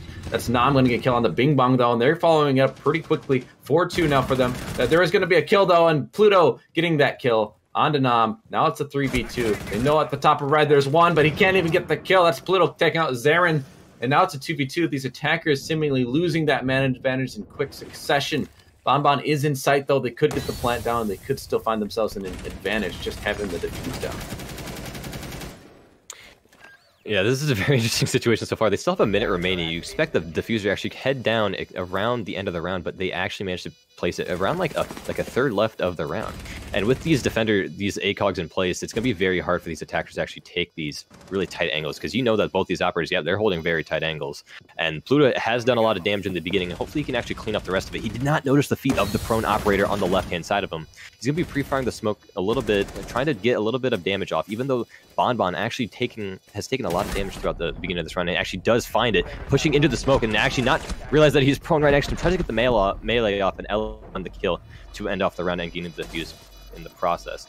I'm pretty sure he does have time. We do not see the wheel. I do usually use my the visuals of the little circle that runs at a time whenever it comes to rank to actually judge if the time is running down. But that was very interesting how that was played out. Very last second as well. It was well played by the attack, I say, because they did find that weakness and they did realize that no one was really on site to actually cover it.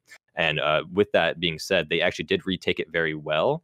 The melee coming from, I believe it was the Legion, was an interesting play. Who has not been made aware that both of them were prone on site until he did get into that situation. But well played by the defenders to actually win out that round there. Yeah, and I don't want to be too critical, but it looked like the angles they were holding were a little questionable. To leave the Ying by themselves, it looked like the other player was just hiding behind the bar, was not holding any angles. And so that left the other attacker to watch both angles by themselves. So I think that was a little bit of a mishap, which allowed the attacker, or the defenders who became the attackers, to push in. That's why the Legion you mentioned was able to push in on the classical hallway doorway, turn left, kill the player by billiards, and then from there try and push on the player in the bar area. But had the bar player been holding another angle, maybe holding vault, the other attacker could have been holding the classical doorway, or vice versa. Either way, they could have been holding different angles and helping each other out, but it looked like just one player holding angles, the other one just hang out behind bar. So to me, that was a little weird. But I do want to give credit, though, to that defense, as you mentioned. Really good job on a retake. It's never easy to do a retake, especially in a 2v2. It's an even man count, so it's a little bit of a disadvantage for them at that point. But they still managed to win. They're going to be going to that other bomb site. This is the only 2 bomb sites we've seen, that Aviation Games, and now we're going to see that trophy statue hold. They're going to be bringing the Cav on Animal Mother this time. Not the same player, I believe, who did it last time. We'll see if they have a little more success with them playing that top. I did want to bring up the Cav play before, because she tried to push up the stairs of where the bullets were coming before and tried to get, I believe, a headshot off, because he was isolated. The Ying was isolated before, and I can understand why Cav wanted to push that situation, but I feel like if she played a little bit more safe and continued to play on that basement staircase that was below Astro Stairs, then she actually probably could have gotten a kill off him, because that is catching her off guard and allowing the down to actually go through and probably getting interrogation in the process, and that could have won them the round, because that would equal more frags and more kills for the defending side, and that could equal a much more of a man advantage. So what's his name? Pluto wouldn't have to actually get as many frags as he did, and they did win the round anyway. So it was a good job, but I do have to question that play there by the Cav. Yeah, some mishaps on each team, and that's pretty standard. I mean, can't expect everyone to be flawless, so we'll move on from the mistakes, but I'm sure there'll be more to happen here. But I think we're going to be looking at who's making the more pivotal mistakes here. Legion is going to get caught out, but I think that is sort of a bait play. It seems like he's playing with Animal Mother here on the Cav, and they're just trying to bait players into coming down, trying to clear this room so he can get a kill, and he might just find one here. He does get Bon down. He's going to finish it off. Not go for that interrogation, as that is a really dangerous position to put yourself in. You can get caught out. It takes a little bit of time to get the interrogation. But hey, opening kill coming out, and that's on the Nomad. So now they don't even have to worry about those air jabs. I don't think he placed a single air jab yet. Yeah, that's one of the things about being a Cav player is that it's so stressful and it's so painful to actually have to finish off that kill. And like looking back at a VOD, then you can actually realize that you could have taken that interrogation. And like you just saw right there, she probably could have taken that interrogation with no punishment whatsoever. And it's gonna hurt Animal later on when he reviews this VOD. And we are actually gonna be able to pick up another pick from Kojo onto Zern right there. And then the diffuser actually does go down by, I believe, the Rook right there. That's going to be very annoying because the Ying actually needs to push to the opposite side of the map to actually help out the Zofia to go take care of that diffuser. And he continues to run as the Ying was playing very aggressive on the Cav. I'm going to question that play right there, but inevitably another kill in the favor of the attackers. Yeah, a lot of frags back and forth there. The Cav was figured out, so that makes them a little bit more relaxed, I'm sure, on the attack. Now I'm going to watch out for that Cav, but they still are in a men disadvantage. Only 30 seconds remaining. Big Chi, though, has popped off in the past, and Nam has 6 kills. Their 2 top fraggers, arguably, are here on the board, so they could make something happen here. 2v3. Diffuser is down in that bathroom, though. You mentioned that before. So 20 seconds. They're pretty much just going to have to go for the frags here. And Big Chi going to throw in the Ying. Try and get a kill here. He is going to find him out behind that bomb chastity, but that's only 1 of 3. 10 seconds remain here. These attackers going to try and pinch her in on these defenders playing in the bathroom and the bedroom area, but they don't seem like they have enough time. That's 1 and 2. Bing Bong getting the kill with the C4. Kojo picked off Big Chi with a nice headshot, and that cleans up that round, giving them a 4-2 split. And now they have to go on their attacking half. That's Arcadia in the lead. I don't like that play. I don't like that play at all by the Zofia there, because aiming at that camera or shooting the camera should have been the priority there, because that is inevitably what got her killed. I mean, yes, there was an audio call when it came to the doorway, and the pulse probably would have gotten the Nexus off anyway, but that is a lot of intel going off right there. Just that's like half a second for you to just aim right there, shoot, and go right back to the angle. And at the speed that she was peeking at the angle anyway, it wouldn't have mattered. She should have just taken the intel down, and that should have been her first priority. Intel is like a priority in any sort of situation, and that inevitably wins people gunfights. It's that intel and those teammates giving off those callouts. I want to go back to that Cav play. The Cav was not successful, and although there is a side switch, I'm going to guess that they probably weren't going to bring a Cav again. Like I said before, that interrogation probably would have done a lot more for them. But again, they did win the round as the defenders. And those comebacks and those like little last-second 2v2 situations, they've been doing really, really well as defenders. And now that they have switched sides, and hopefully I can see the exact same play when it comes to the attacking side. Yeah, we'd like to see it, right? But we never know what they're going to be bringing out. Some things I do like to highlight that I like to see. I do like the Maverick pick. You get to bring extra set of nades, and then they're not going to bring the... So, I mean, if you're not going to bring the sledge, that's always a good offer to bring in replacement of that. It also allows them to get the walls open up pretty much guaranteed. And then on top of it, you're allowed to bring the Ash and the Zofia now, and that'll allow you to get that soft destruction once you've made the wall soft by using the Maverick trick.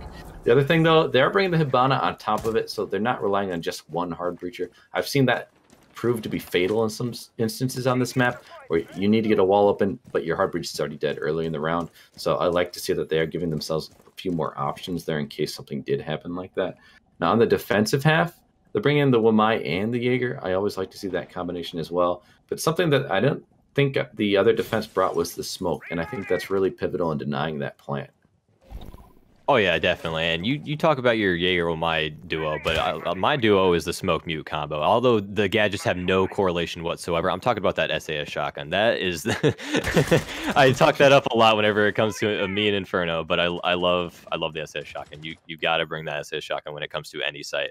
The SAS operators, the defending operators, are pretty much staple to any sort of map and any sort of play in general. Every round, you got to bring that British operator, especially smoke, denying that area denial, the entry denial, and plant denial. He's full package, you know. And you got to bring that Jaeger and Wamai combo. You know, like you got to deny both grenades with the Jaeger nerf that they did bring onto the table earlier. You got to bring that into the game, as the Maverick does take down the Jaeger. That is a nice trade right there. But the frag and the weight that Maverick pick brought to the defending side is much greater than that Jaeger pick.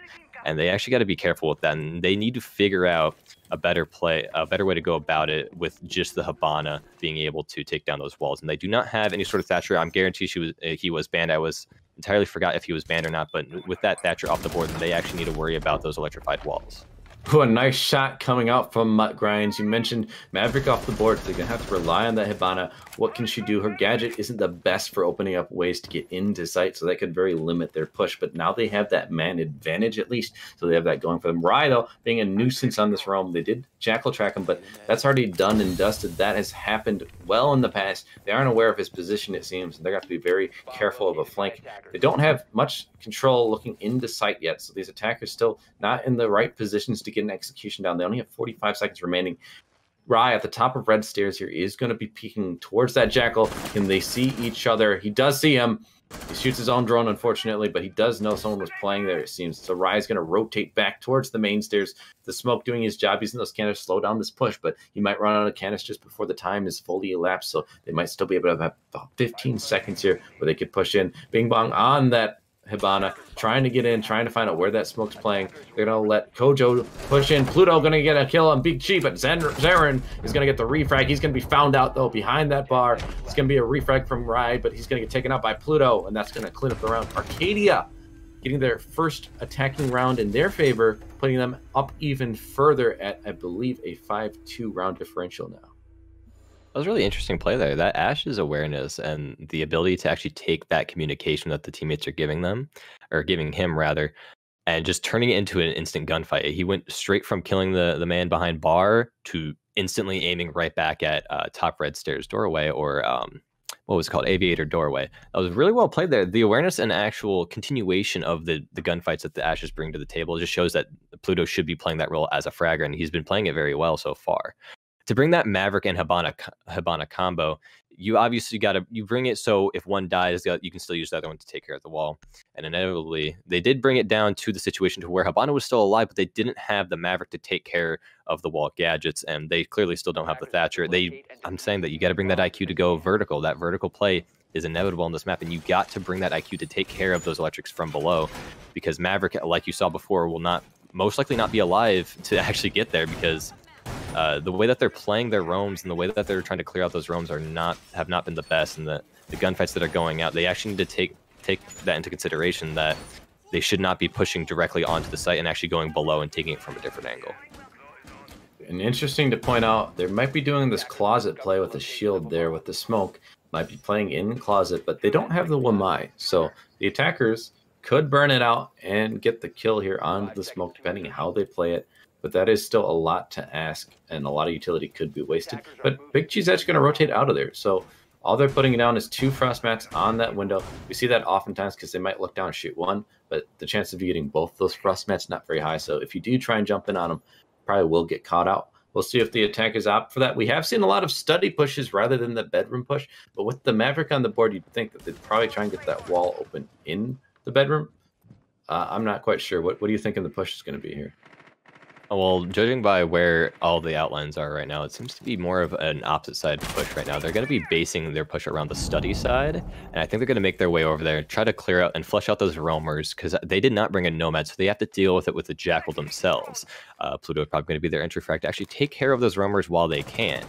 And if they cannot take care of those roamers while they can, then, like I said before, those hard breachers should be staying behind, and hopefully they do not lose that Maverick early on as they did last round.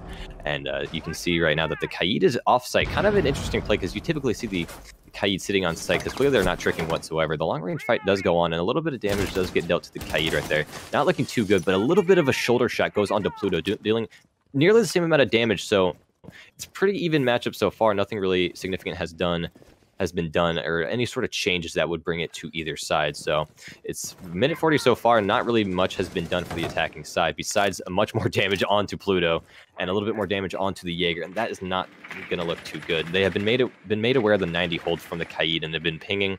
The intel is going out right now, and that communication needs to continue. If that Kaid does not take care of that drone like he did just there, he may or may not win or lose this gunfight to this long angle right there. And with the ACOG in hand, he's not going to win against the Maverick.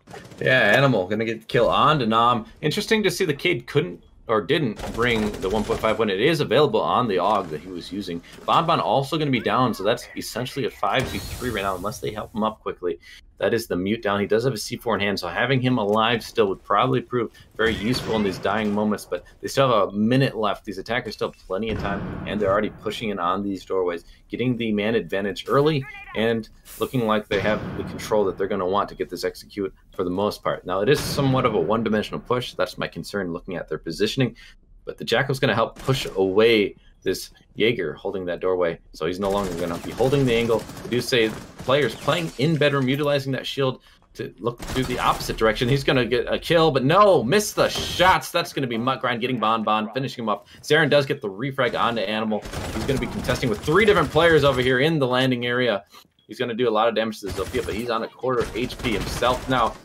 Almost getting caught out. He's going to start rotating around. Bing Bong going to get some damage done to him. That's going to be the Zofia down, but not finished off. There is a kill from behind, though. Rai getting killed on the Pluto. Plant is down. Now it's essentially 2v2 as there is a downed and now finished off Kojo. Big Chilo picking up Bing Bong. Is going to put it all on Muttgrind's back. He needs to hold this post-plant situation. He's going to take out Rai. Goodbye. And now it's a 1v1. Big Chi is going to get a lot of damage done and get finished off. Unfortunate timing to be throwing that smoke babe. And that's going to be another attacker win. That's a 6-2 now map point. This could be the exact opposite scoreline. If they win one more, it'll be 7-2 for each team on the opposite team's map choice.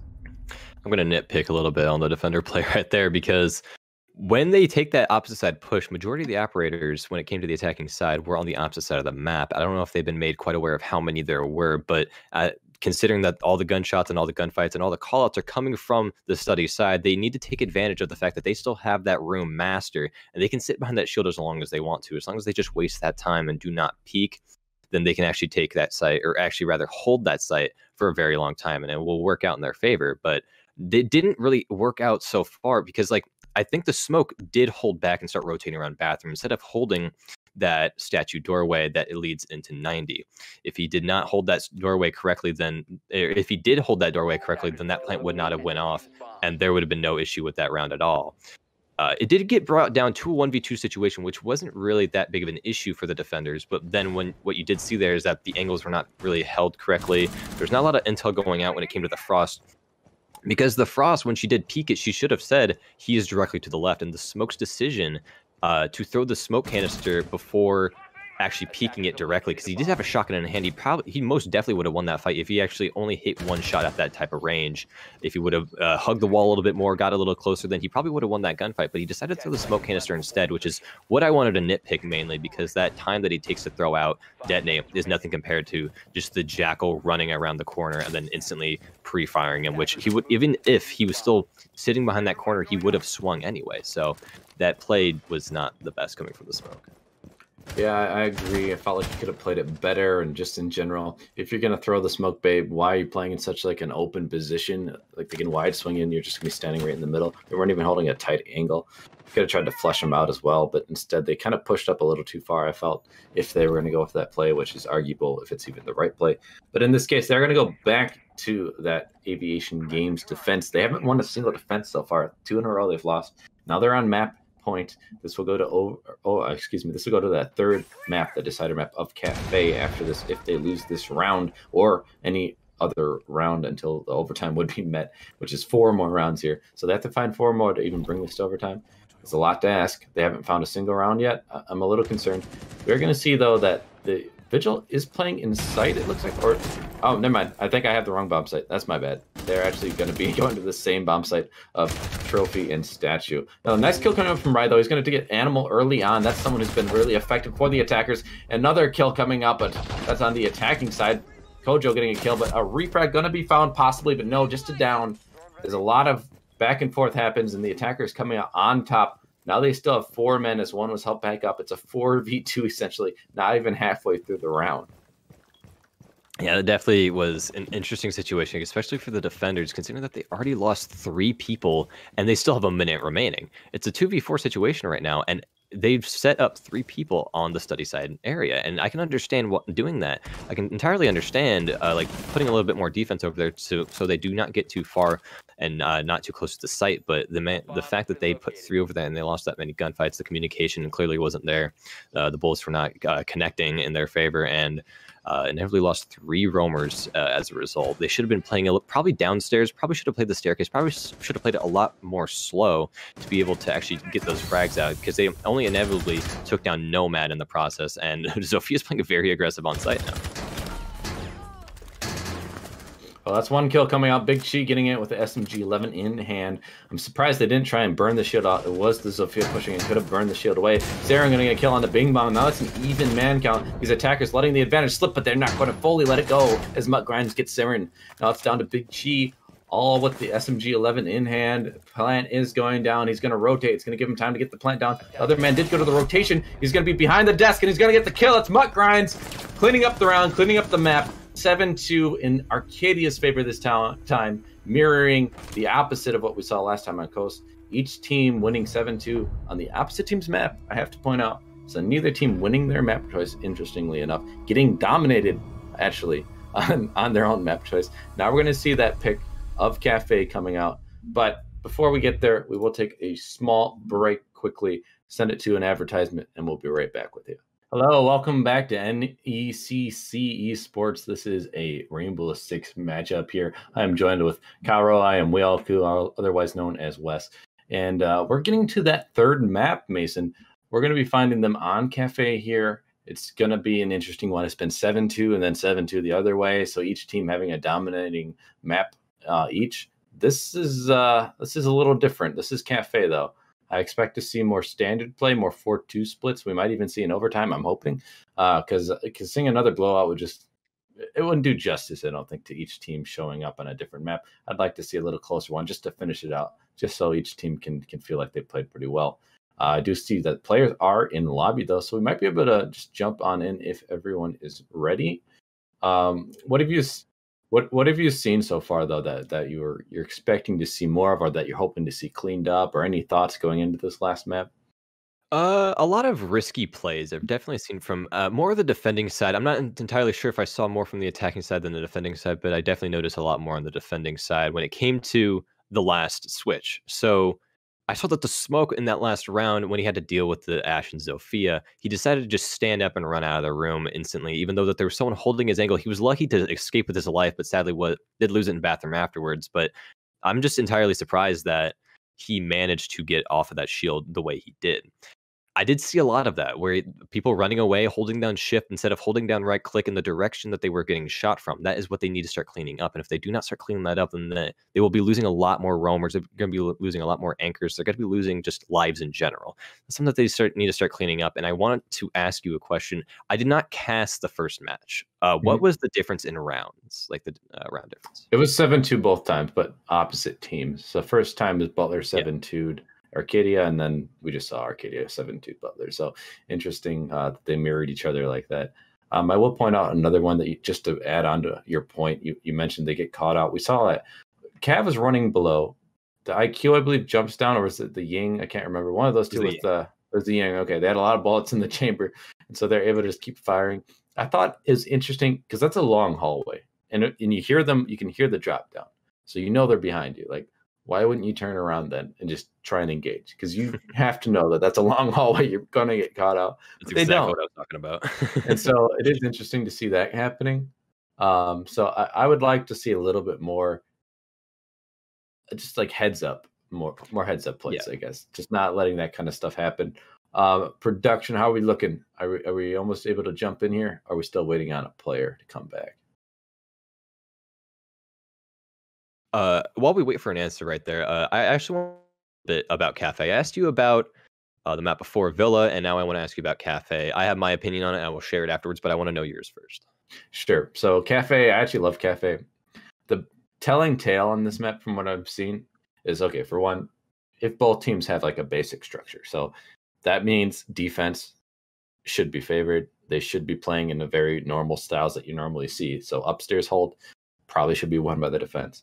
Basement hold, they need to have some roamers to help burn the time, and they have to be careful of that verticality, but it's very winnable. And then that third site is the one that's always the hardest, right? And I expect it to be reading.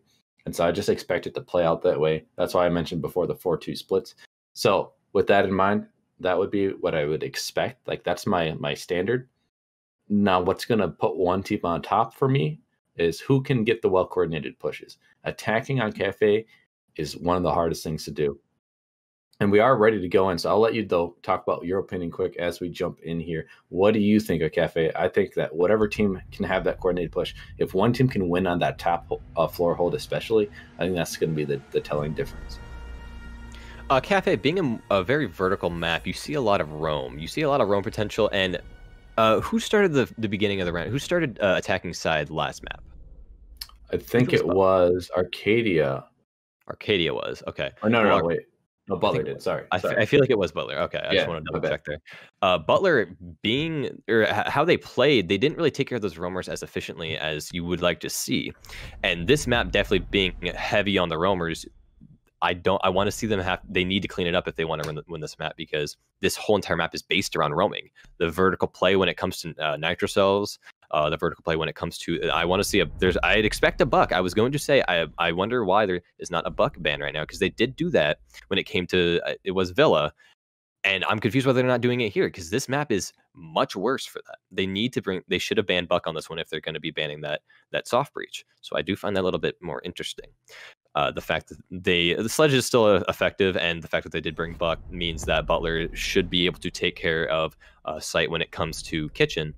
But what I do want to see is that nomad. If they do not bring that nomad, then that will be inevitable death for the entire game when it comes to Butler's attack.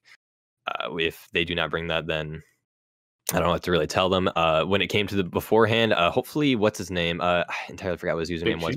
Big Chi. He needs to play that role, because he did play that a lot more efficiently than who was. If he continues on this map, then that will probably be a lot better than what it was before.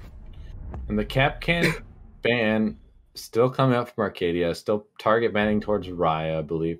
Interesting decision. I still am not a huge fan of it. I felt like they could have done a better choice than that. Mira is actually pretty strong on this map.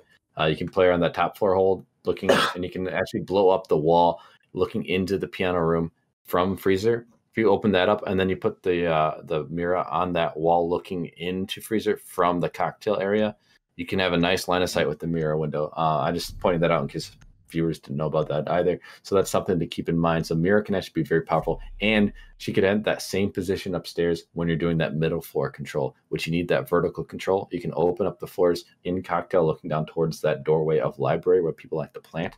And if you hold upstairs, it stops the attack from being able to do a quick push and plant into that corner. So just a few things. You mentioned the verticality before, Mason. That's one of those examples.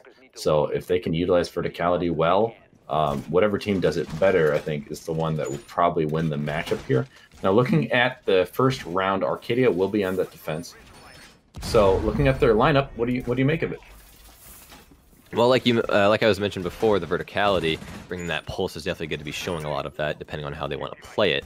Probably, it could possibly be used as more of an intel role than it is of a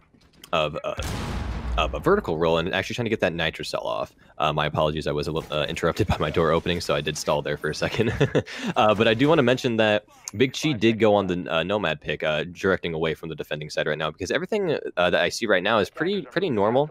You see the Legion Vigil pick, you see the Jaeger pick, all roamers and what you want to see on this map, and I really have no issues with the defending side. And when it comes to the attacking side, they did not bring that second Heart Breach, but they did bring the Ace, which is a pretty effective Heart Breach operator in general. So to see him and actually his ability to take down top of red wall will be pretty efficient within itself. And to see the push from bottom right-hand stairs is going to be pretty interesting, and hopefully the Vigil becomes aware of the situation along with the Legion, because I think the Legion did give the call out, considering that he is still watching the white stairs right now. So they need to get their drones in and take care of these roamers as soon as they can. Vigil is definitely utilizing his gadget pretty well, and that could be the end of him by giving a general call out of where he is located, because that little those lines on their screen can give a call out saying, okay, he's in this general area, he is on this floor, or we could probably flush him out of this area if we do manage to waste the time on that gadget and call him out from there. Yeah, one thing I want to point out is I do understand the visual pick, but I'm actually not a huge fan of it because you mentioned it gives you away your position. And I think there's just better ops you could bring. One thing that wasn't banned, who's very, very powerful, is Melusi. And there's so many stairwells, the white stairs, for example. You can just put a Melusi on that, have someone playing up at the top of the stairs. They can watch the white corridor and watch the white stairs, and the Melusi wub is going to give the information if someone's trying to push. But we do see an engagement coming out. That's going to be Zarin. He's going to be engaging with, I believe, the... Who was that? Is that Bandit playing in No, that's Pluto on the Legion, my bad. He's going to be playing there in Library, though, and some damage was done, but not a lot. Neither side really coming out on top. A lot of these drones are already getting shot out. If we look at the drone economy, they're already halfway through their drones, and they haven't really got much map control to show for it. The roamer is still persisting. You mentioned how that would be pivotal. They're going to finally start using the Ying to try and clear it out, but that's going to only get the roamers. That's Nam getting the kill on the animal. There's still one man to find. That's Pluto playing here. He's going to be blinded by the Candela. He's going to try and get rotation here, but from behind is going to be the kill coming out from Mutt Grinds on Zarin, and now it's an even man count. Do they even know if the man's still in there? Yes, Legion giving away his position. That's Big Chi watching that, but they have to get an execution now. It's only 45 seconds. They're not going to be able to focus on these roamers much longer unless they just want to lose by sign. They just missed the feet by the bomb chastity. Bon not able to see it. Could have got an easy kill onto someone proning there. Nam not able to see the other. I think they stood up, so the feet were no longer visible. Big Bing Bong is going to take some damage. Rai taking some damage as well. Damage back and forth. No kills coming out quite yet. 24 seconds remaining. These attackers not in a very great position. There is the Jaeger playing deep in Freezer, and they don't even know it yet. The Nomad is going to be there on the top of white, just not pushing in yet. There's Kojo getting a kill and a double kill, and Big Chi getting a refrag, but it's all in the favor of this defense so far. Kojo getting a triple kill on the round. One man left to find. It's going to be right next to him. That's going to be a kill coming out from the Nomad. The air dive giving away position, but no time remaining for Big Chi to try and bring it back. And that's going to be the defense winning on time. Oh yeah, that was definitely an interesting play right there, especially by the Legion when it came to holding the reading side, when it came to the Legion sitting downstairs and actually applying that pressure from the reading side. And the support that I saw from the Vigil was absolutely beautiful. To see that Legion actually sit there and hold that staircase wasted a lot of time, because what the Ying had to do was to fall back, group up with his teammates again, and actually bring them with some support. The Ying tried to push up with their Candelas, and the placement of the Candela sadly did not go into the room, and the arc of the Candela was not where she wanted it to go. So she had to rethrow another one, wasting one whole entire thing of flashbangs. And that's not the best situation to put herself in, especially since she didn't even take off any of the roamers yet. So she had to push forward and try to take advantage of the fact that Legion was blinded, and then Vigil came all around with the support, and that support took care of that Legion and still applied that pressure to the Zofia pushing up afterwards. And the fact that that pressure is applied, she has to worry about all of that and has to drone it in the process, and that is a lot more time wasted, because Zofia had to push from a different angle because she didn't have the time to deal with all those roamers downstairs.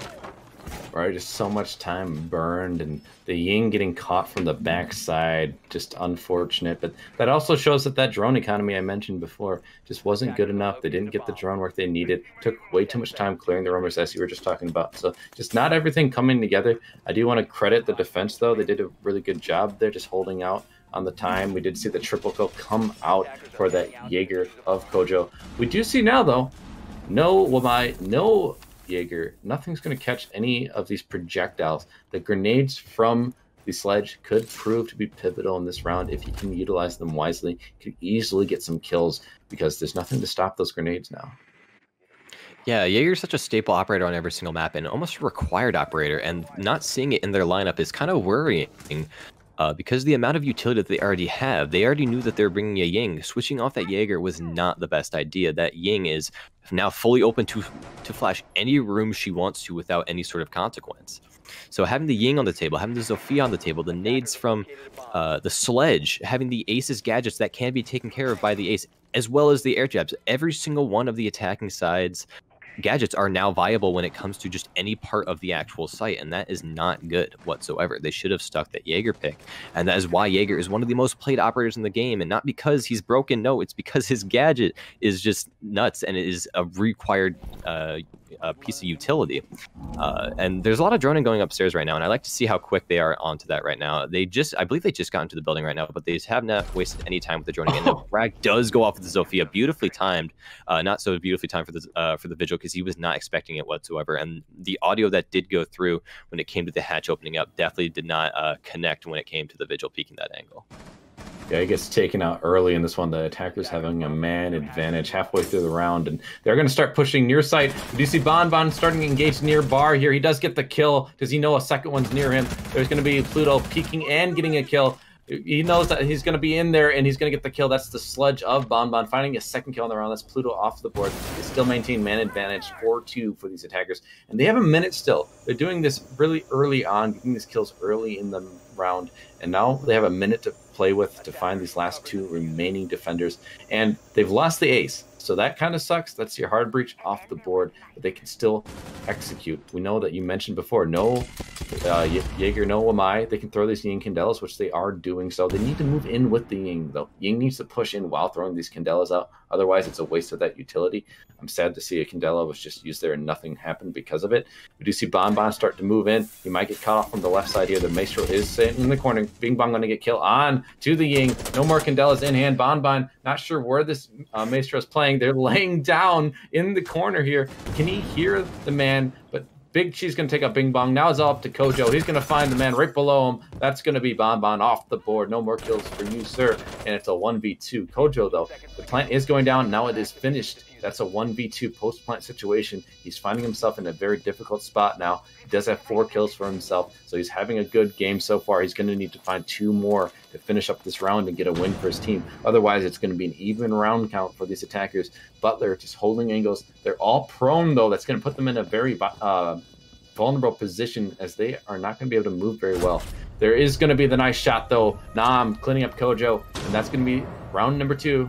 Coming into the attacker's favor. That's a 1-1 round count. It's pretty difficult to actually see the fact that they had a free round right there. Well, the attacking side did win that, but off the beginning, off the rip, the Sludge and Ying combo essentially already had the round locked in there. If they did manage to lose any more lives and the diffuser did not go down, and the Maestro actually was positioned in a manner to take care of that prone peak by, I believe it was the Zofia in the end there, then they would have been able to win that round as the defenders.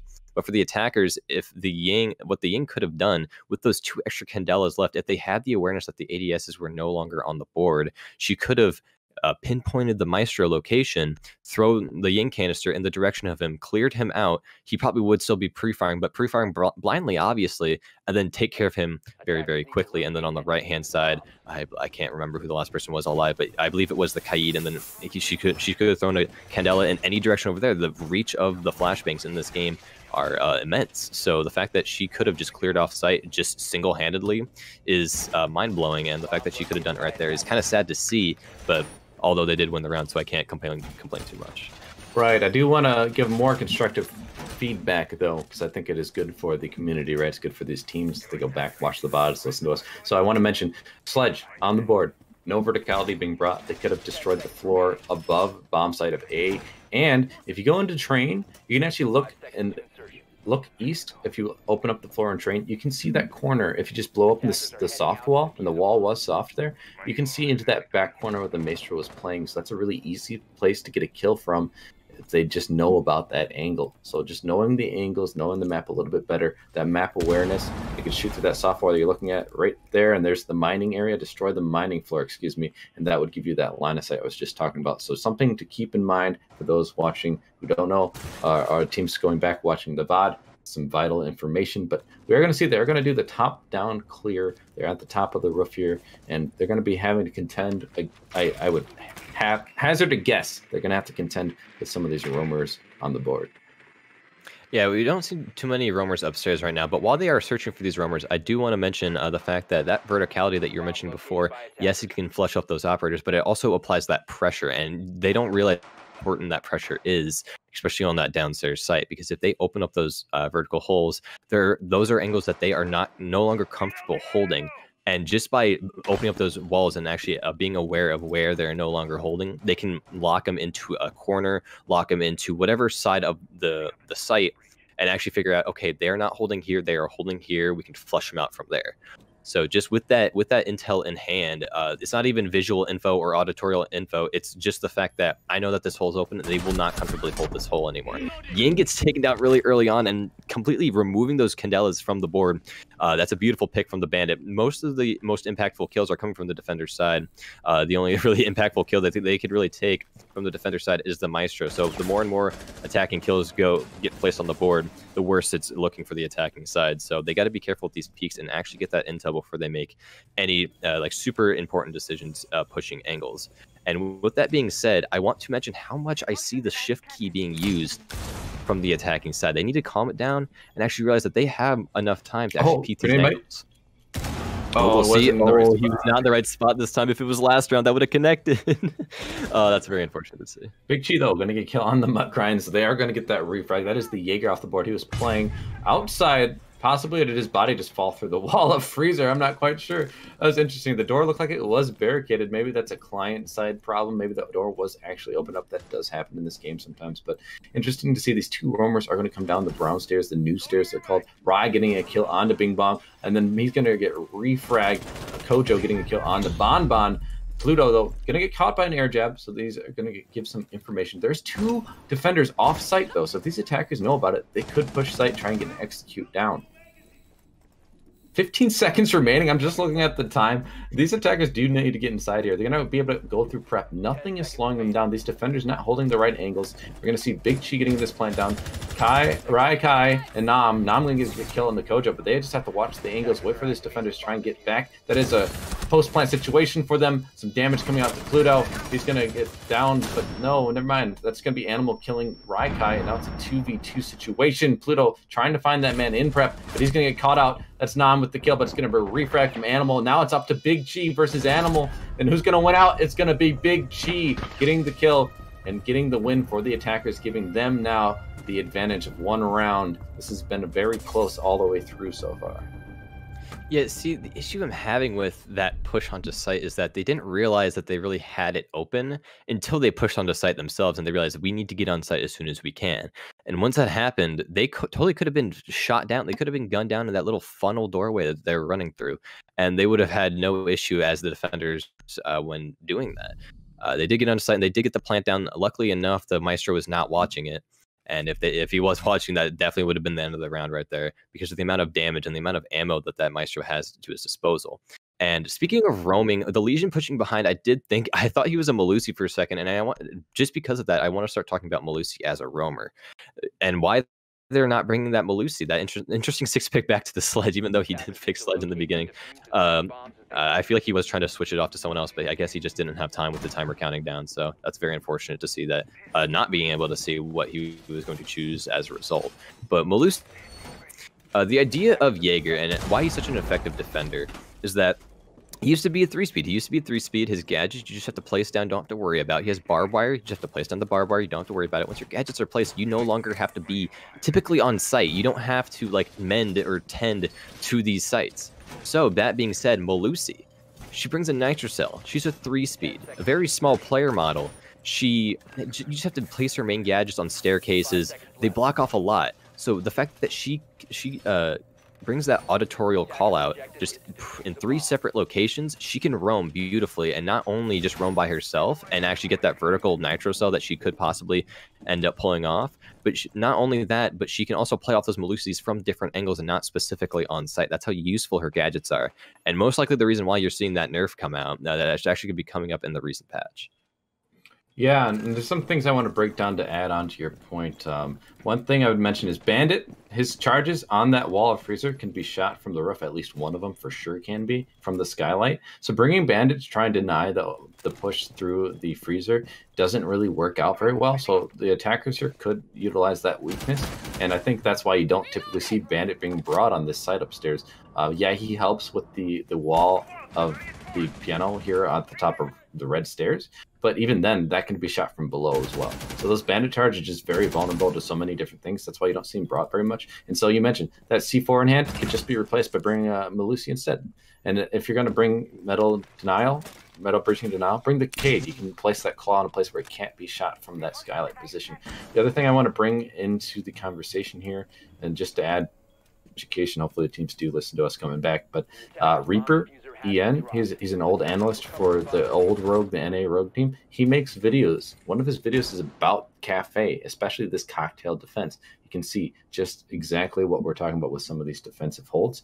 And the roam game you brought up beautifully, maybe not covered, but that's just some other things to explore. Now there's going to be a kill though. Pluto getting a kill onto Big Chi, and that's going to open up the round. A second one for Pluto onto Rai. The C4 doesn't connect, but it doesn't matter. That's a double kill. And now they're in a round, or excuse me, man advantage of 2. Mutt Grind's going to get a refrag onto Nam, and that's going to put this into a 2v5. Now it's almost bringing it back, but he's going to get refragged instantly.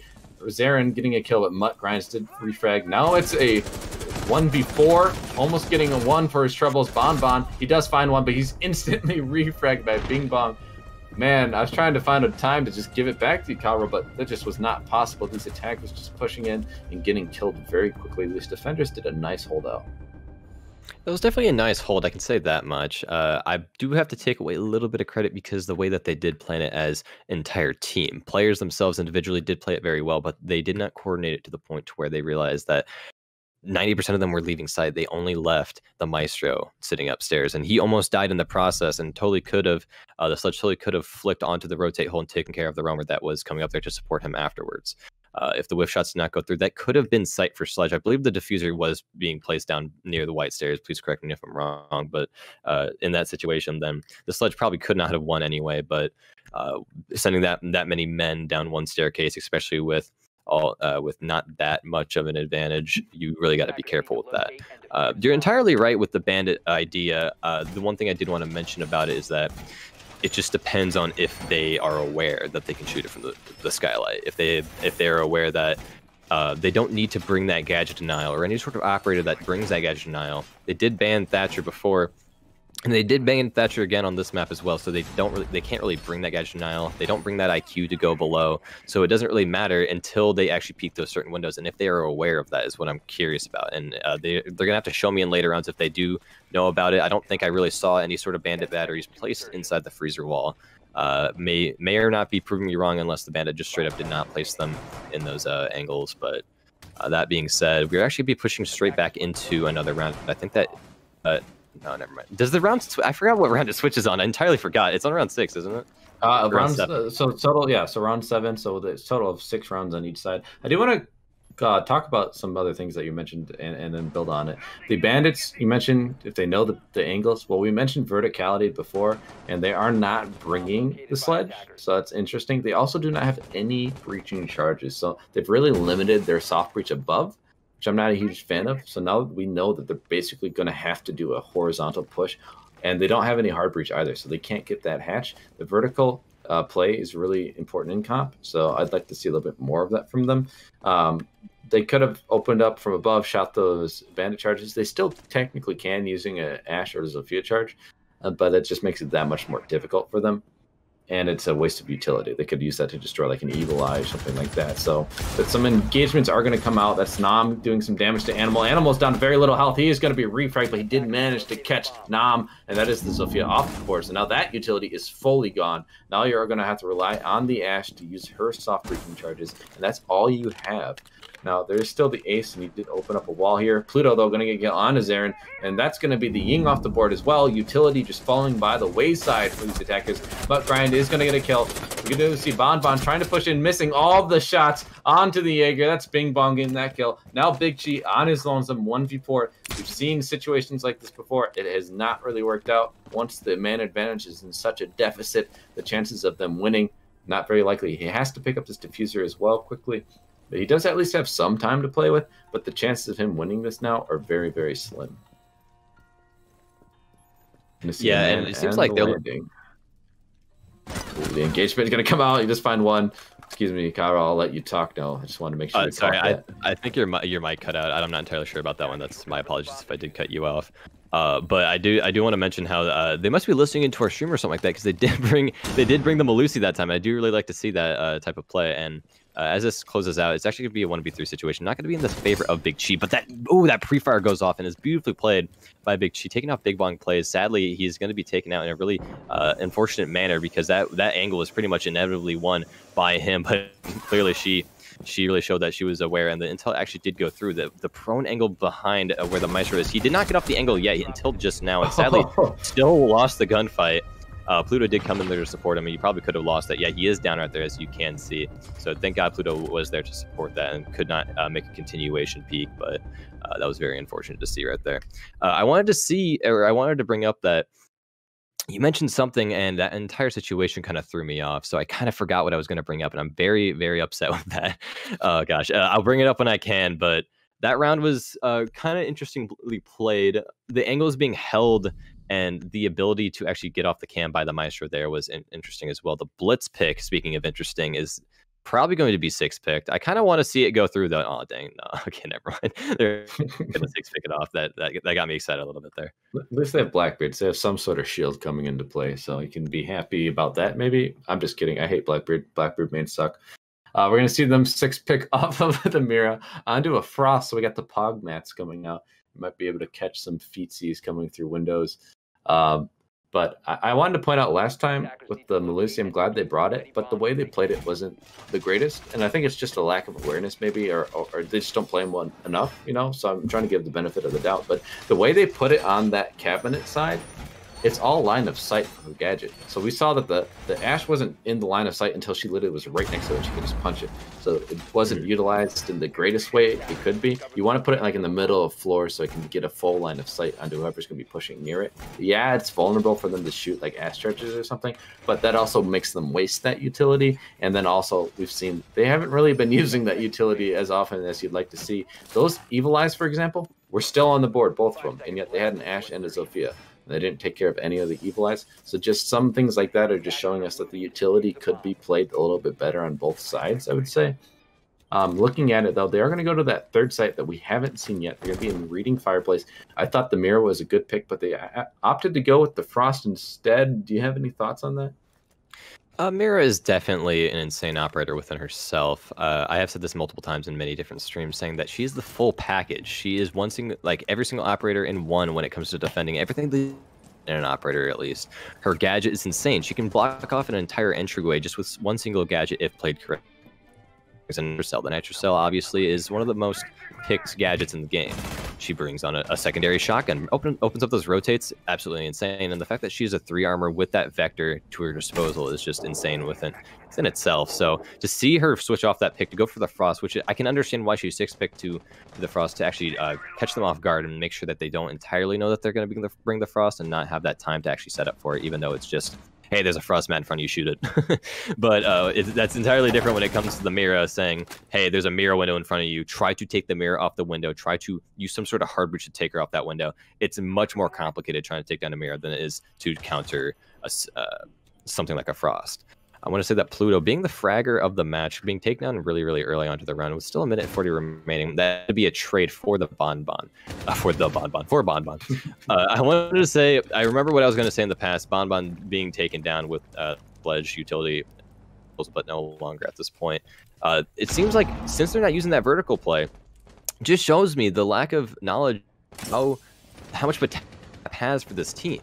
The fact that they have not been made aware of the fact that they could be using so much more space. They could be taking care of some space with that vertical play. Just shows me that they're just more comfortable taking the horizontal plays, or they just don't have that understanding in general.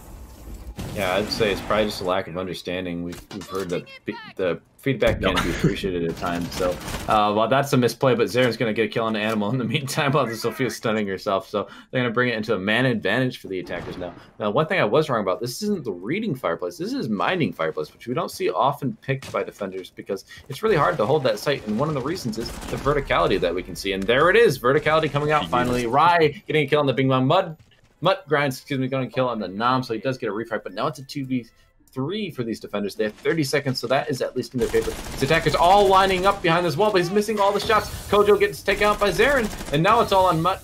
He does a lot of damage, but doesn't get any kills for his trouble. The plant is going down by Rye, and Mutt just pre-firing the smoke grenade, cutting off his angles. He's not going to be able to find anything. He's going to rotate through reading, but now it's a post-plant 1v3. They can jump outside of that window in mining. That's another reason this is so dangerous for these defenders to play the site. And now these attackers have the full advantage. There's going to be a man outside the window, as I'd mentioned, so that's going to be a lot for Mutt Grind to deal with. He's going to have to first take the engagement here with the man in that hallway leading to red stairs, and he got blinded by the Ying, so more time being burned. It's a 7-second diffuse time for him as well. Doesn't matter. Zaren's just going to clean it up. That's going to be a 3-3 split here on Cafe, and then we're going to swap sides. Now Butler will be able to show us what they can do with their defense, and on the other side, Arcadia, what can they do in attack? Are they going to see more play of that verticality we've been harping on? I really hope to see that type of play come out of them. And Mutt Grinds is actually, I expect to see it from his along with, yeah, there you go. There's the sludge pick right there. And Big Chi, I expected to see the idea and more of it come from Big Chi. I know rank doesn't really matter, but beforehand, I have been made aware that he is actually a Plat 1. Being a Plat 1 just shows the time that you have dedicated to the game and your awareness of the game in general. It doesn't really show too much like skill-wise or anything like that, but the fact that you just have that rank in general just shows that you have more of an understanding than most people in this game. The fact that I just saw the the report prompt pull up was very comedic right there. But I do want to bring up the fact that they did switch off the castle into the Echo. The Echo nerf that did come up recently makes him not really effective as much as he's been in the past. That plant denial is still there, but the actually deny the plant denial is much better than it has been in the past. They don't really have to bring an IQ for him anymore. So you can just walk up and just any operator can look up and say, okay, there's the Echo a little bit more comfortably than what we did before. His gun is still pretty good. He does bring a shield to the board as well, so he's not that bad of an operator still, but he's a little bit yet less useful than he was in the past. For sure, definitely less useful, but I will argue the point that I do like it, actually. I think he's a good op. The shield, for one, yes, but I do think we've seen in pro play, even after that nerf to him, that the Echo has been useful. We've seen it in some of the majors in the Pro League circuit, but the main reason for that is they just find angles and places to hide the drone so the attackers can't see it. And it all depends how the round develops, of course. If they have the time, right, that's in the dying seconds, it's going to be a lot more useful than if you hit them with it early and mid-round because you have to stop the plant because they got in a lot quicker than you'd like on the defense. So there's obviously situational circumstance that's going to change how useful he is. But I do still think that he brings a lot of utility and that just the cameras in general, always feeding information. Even if they're not going to be using the Echo like concussive rounds, you can still hide them under chairs and things like that and use them as like a drone in that sense. So there's still some versatility with that usage. Pluto, his drone, is going to find out Ride. There's going to be some engagement down here at the bottom of new stairs looking towards that bottom white garage area. There's going to be some goo mines at the bottom of stairs here that could catch the Ash, but no, they're just going to hold the angle and get Rye. Goodbye again. And that's going to give them the man advantage early on in this round. These defenders trying to be very aggressive, but they're getting punished for it. Getting punished for it. The interesting play, because they have wasted so much time and actually did a lot of damage, although Legion is dead right now. The amount of damage that he did from two separate operators, I believe Animal Mother was damaged from the Bandit more than anyone else, but Pluto did take damage from the Legion itself. So although dead, he did cause an impact, so you can't really say that he did not do anything for this round. And Pluto, that little bit of HP could be game-changing when it comes to the end of the round. You don't really know. And like you said in the past, those Echoes can be used for that intel. They definitely still can. Just the ability to actually peek them, actually take care of them, just less of a gadget from IQ in your eyes to being able to see it is definitely very, very useful for at least the attacking side to be able to take care of. And but yeah, prove me wrong right now. And I was okay. Yeah, no. See, right there is exactly, but not the reason why I was going to mention before, because he was in the middle of transitioning. So don't say too much on it.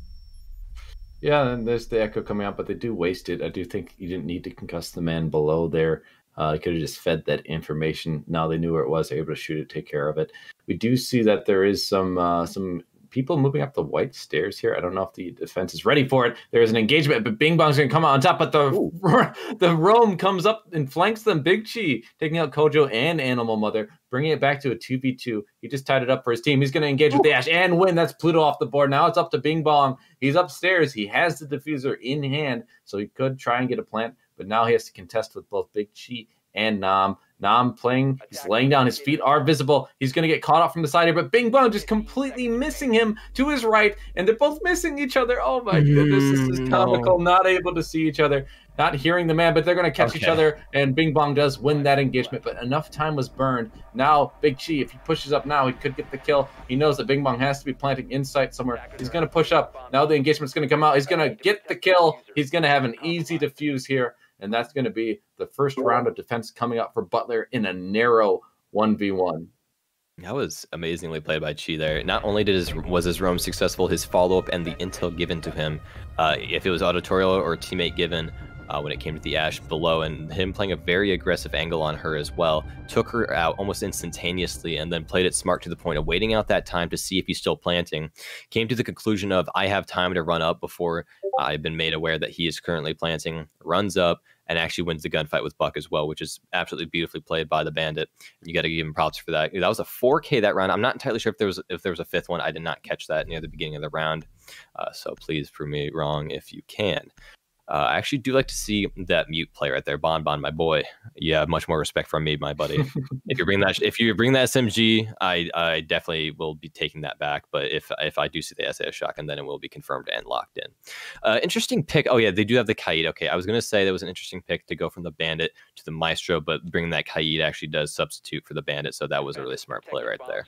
If it is on the upstairs site, no, it's actually going to be on the downstairs site. And that Kaid's ability to actually shock multiple walls, because like when it comes to Freezer, he could just throw an electrical in the perfect spot to actually get both wall. I believe it's only one wall. Please prove me wrong if you can. Oh, it's two walls and the hatch. You can two walls and the hatch. I wonder if he does understand the positioning of that, and I want to see if Raya actually has an understanding of that as well. Pluto actually not. He's actually going to go straight in. If that Kaid actually had a little bit more time, that would have been a little bit more intel off the board for them. I heard of this leak before. Please, I've been saying this a lot recently. Prove me wrong if you can. Is there going to be a drone counter when it comes to the HUD or like the interface later on?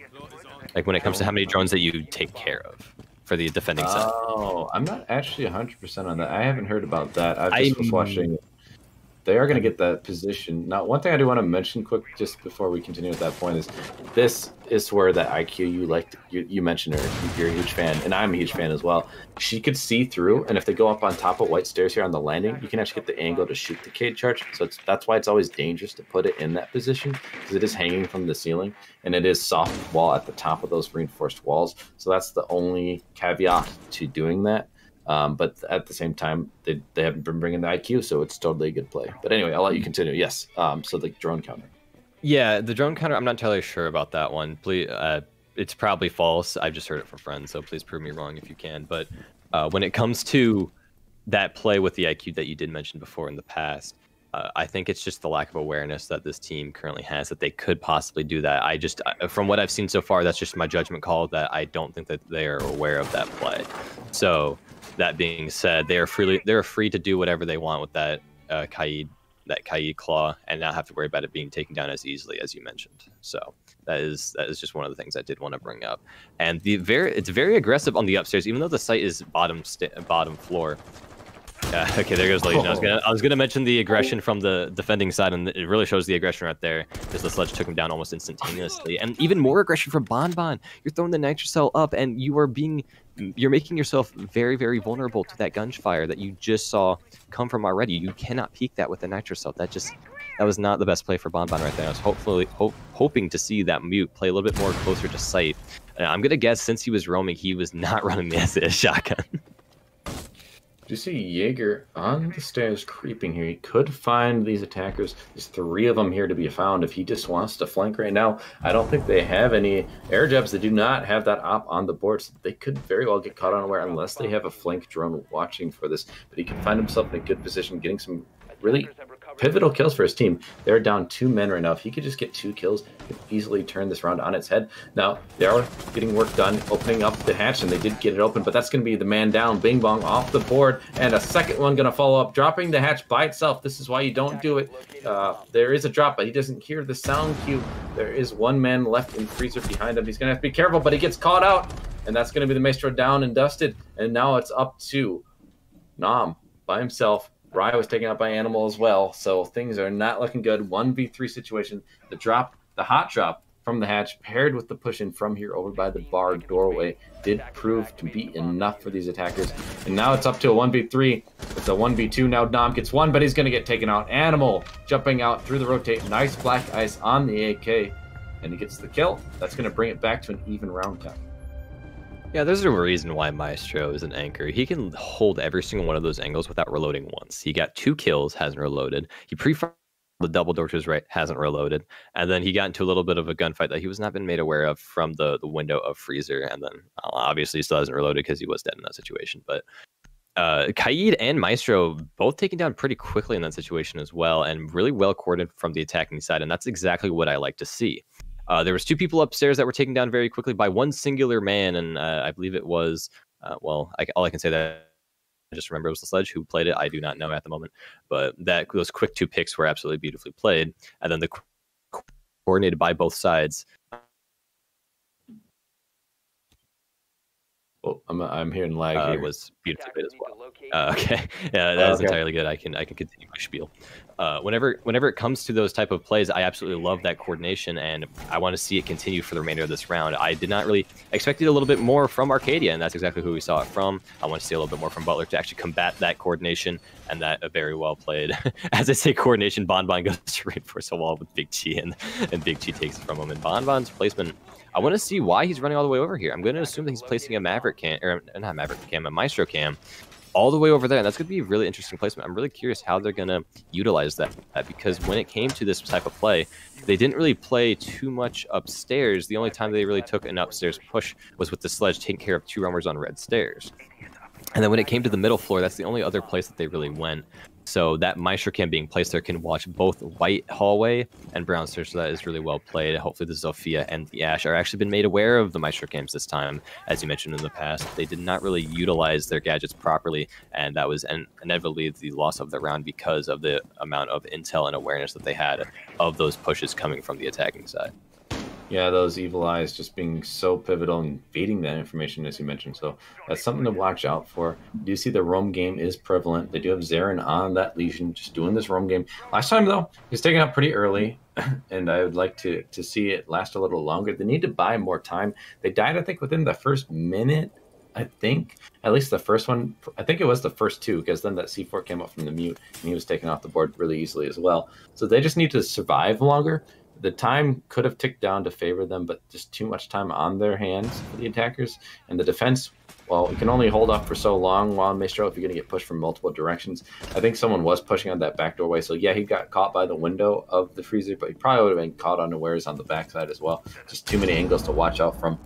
And we're going to see a C4 already being used, but it's not going to catch anyone. That's Rye on that Cade, missing that C4. He's had a little bit of a rougher game here. That is Nam, though. He's going to pick up the slack onto Kojo. That's the opening kill for the defense now. He's going to have to watch out from his right here. He does get caught, and that is the ace of Mutt Grinds, taking him out, bring it back to an even round count. But you probably take that trade, that is utility off the board in the hands of the Zofia, and well, Jaeger's a plug-and-play op. He can put down his ADSs, and then he can just go die, basically.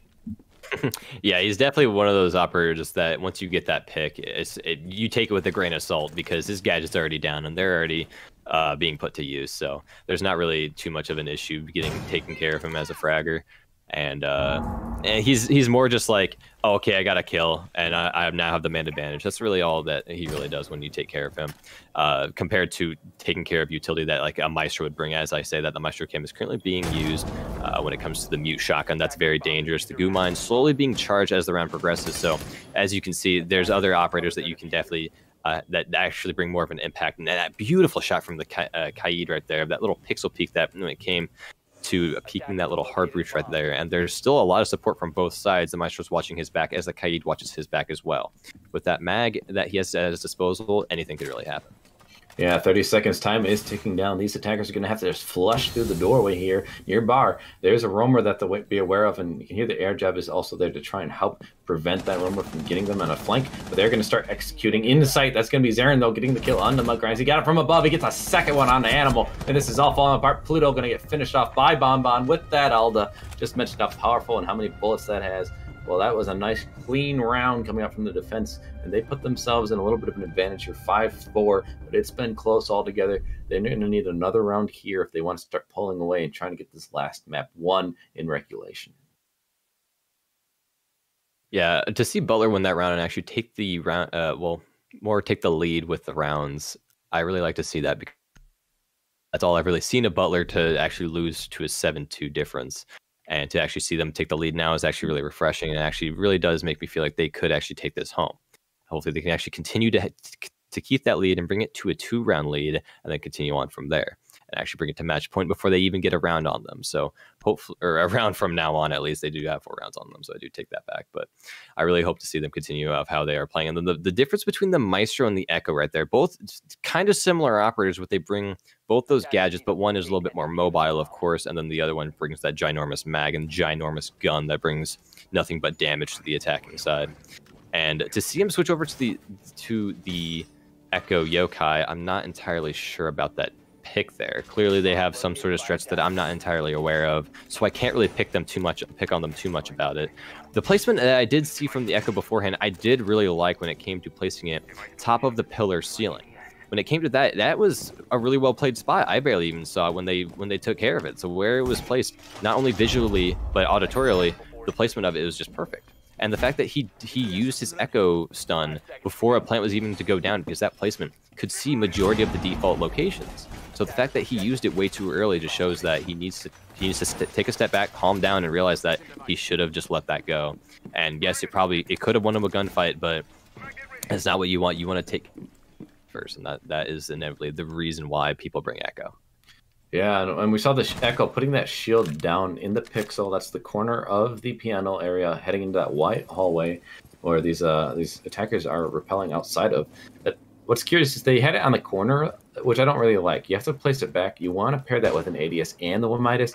Only using 1 Midas makes it really easy for the attackers to burn out and take care of that shield. So they have to be very careful whoever's playing on that shield. Could get taken out pretty easily. You see the Echo drone is going to be off of sight, off of the floor, actually, all the way on the bottom floor. And that's an interesting position. Maybe they're just rotating it, though. Maybe he's going to bring it up those new stairs and have it in pillars like you had mentioned. You like that position. I agree. Seemed like a good position. So that's probably where that's being moved to. These attackers, a minute in, not a lot of control yet. They're going to have to worry about Rye below. He might be able to contest with the Nomad down below. We do see Animal just holding in a pixel peek onto red stairs. But we do see that the Big Chi, no, it's Rye, excuse me. He's going to be rotating here. He might be able to catch him on the backside. Yeah, and having that Nomad push by himself is not my favorite. Exactly right there. That's exactly why I do not want to see that Nomad run by himself. That is until Arc. And I don't think Rye has been made aware that he did down him. So if these operators play this correctly, no, a team kill goes off, and that wasn't even the downed one. That is very unfortunate, and that will definitely kick themselves. They're going to be kicking themselves later for that one, and definitely going to have to kick themselves now. And just they need to stop. Okay, they just need to clean up, take a step back with what they have right now before anything else happens. And he takes another one before he even takes down the down one. The damage that Rye is doing right now, one of the kills wasn't even him, but he's still doing the damage because the pressure that he is applying right now is ginormous. Yeah, Bing Bong and Pluto are the only ones left alive after the TK and the other kills. Echo going to do some work, give it the information. Can cause him so he's distracted, and then Big Chi getting the C4. He's having quite the game here. He is 14-3. The Echo drone going to continue to annoy Bing Bong, and his position giving away also because of that information coming from the camp. He's going to be by himself, getting a little bit electrocuted on the backside as well. His butt getting stung. He's going to try and push in. He's going to contest with Piano, but that's going to be a kill coming out. Almost flawless, but Pluto gets his C4, or excuse me, a Claymore kill on the Big Chi.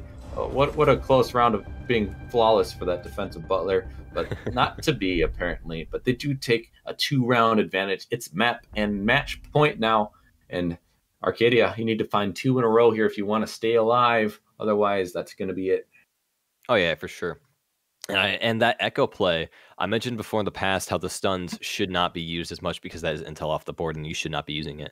But what Buck did exactly was he did not try to take care of the echo as soon as he could. He focused on the angles that he could have been peeked from, which is entirely understandable because if an echo is going to be stunning an operator, you should be expecting a peek directly afterwards because that is disorienting the operator and allowing a defender to actually peek him properly with that a much bigger advantage in the defender's peek. So having that Buck not take that down was want to see as an echo. So once you take care of that shot and actually you do connect it, that means that he's panicking. You know he's panicking. You could see how fast he was flicking between two angles. He was panicking, and that's exactly what you want to see coming from the attacking side. And once you make them panic like that, then it's absolutely perfect, and you pretty much won the round if someone is going to be in that negative mindset, and you're going to be able to just win any sort of gunfight in that. With that being said. Yeah, and the echo being paired with the C4 from below is just perfect timing. Concuss him, make him a little confused on where to go, not realizing he's standing on destructible floor. So what a good kill coming up from Big Chi on that one.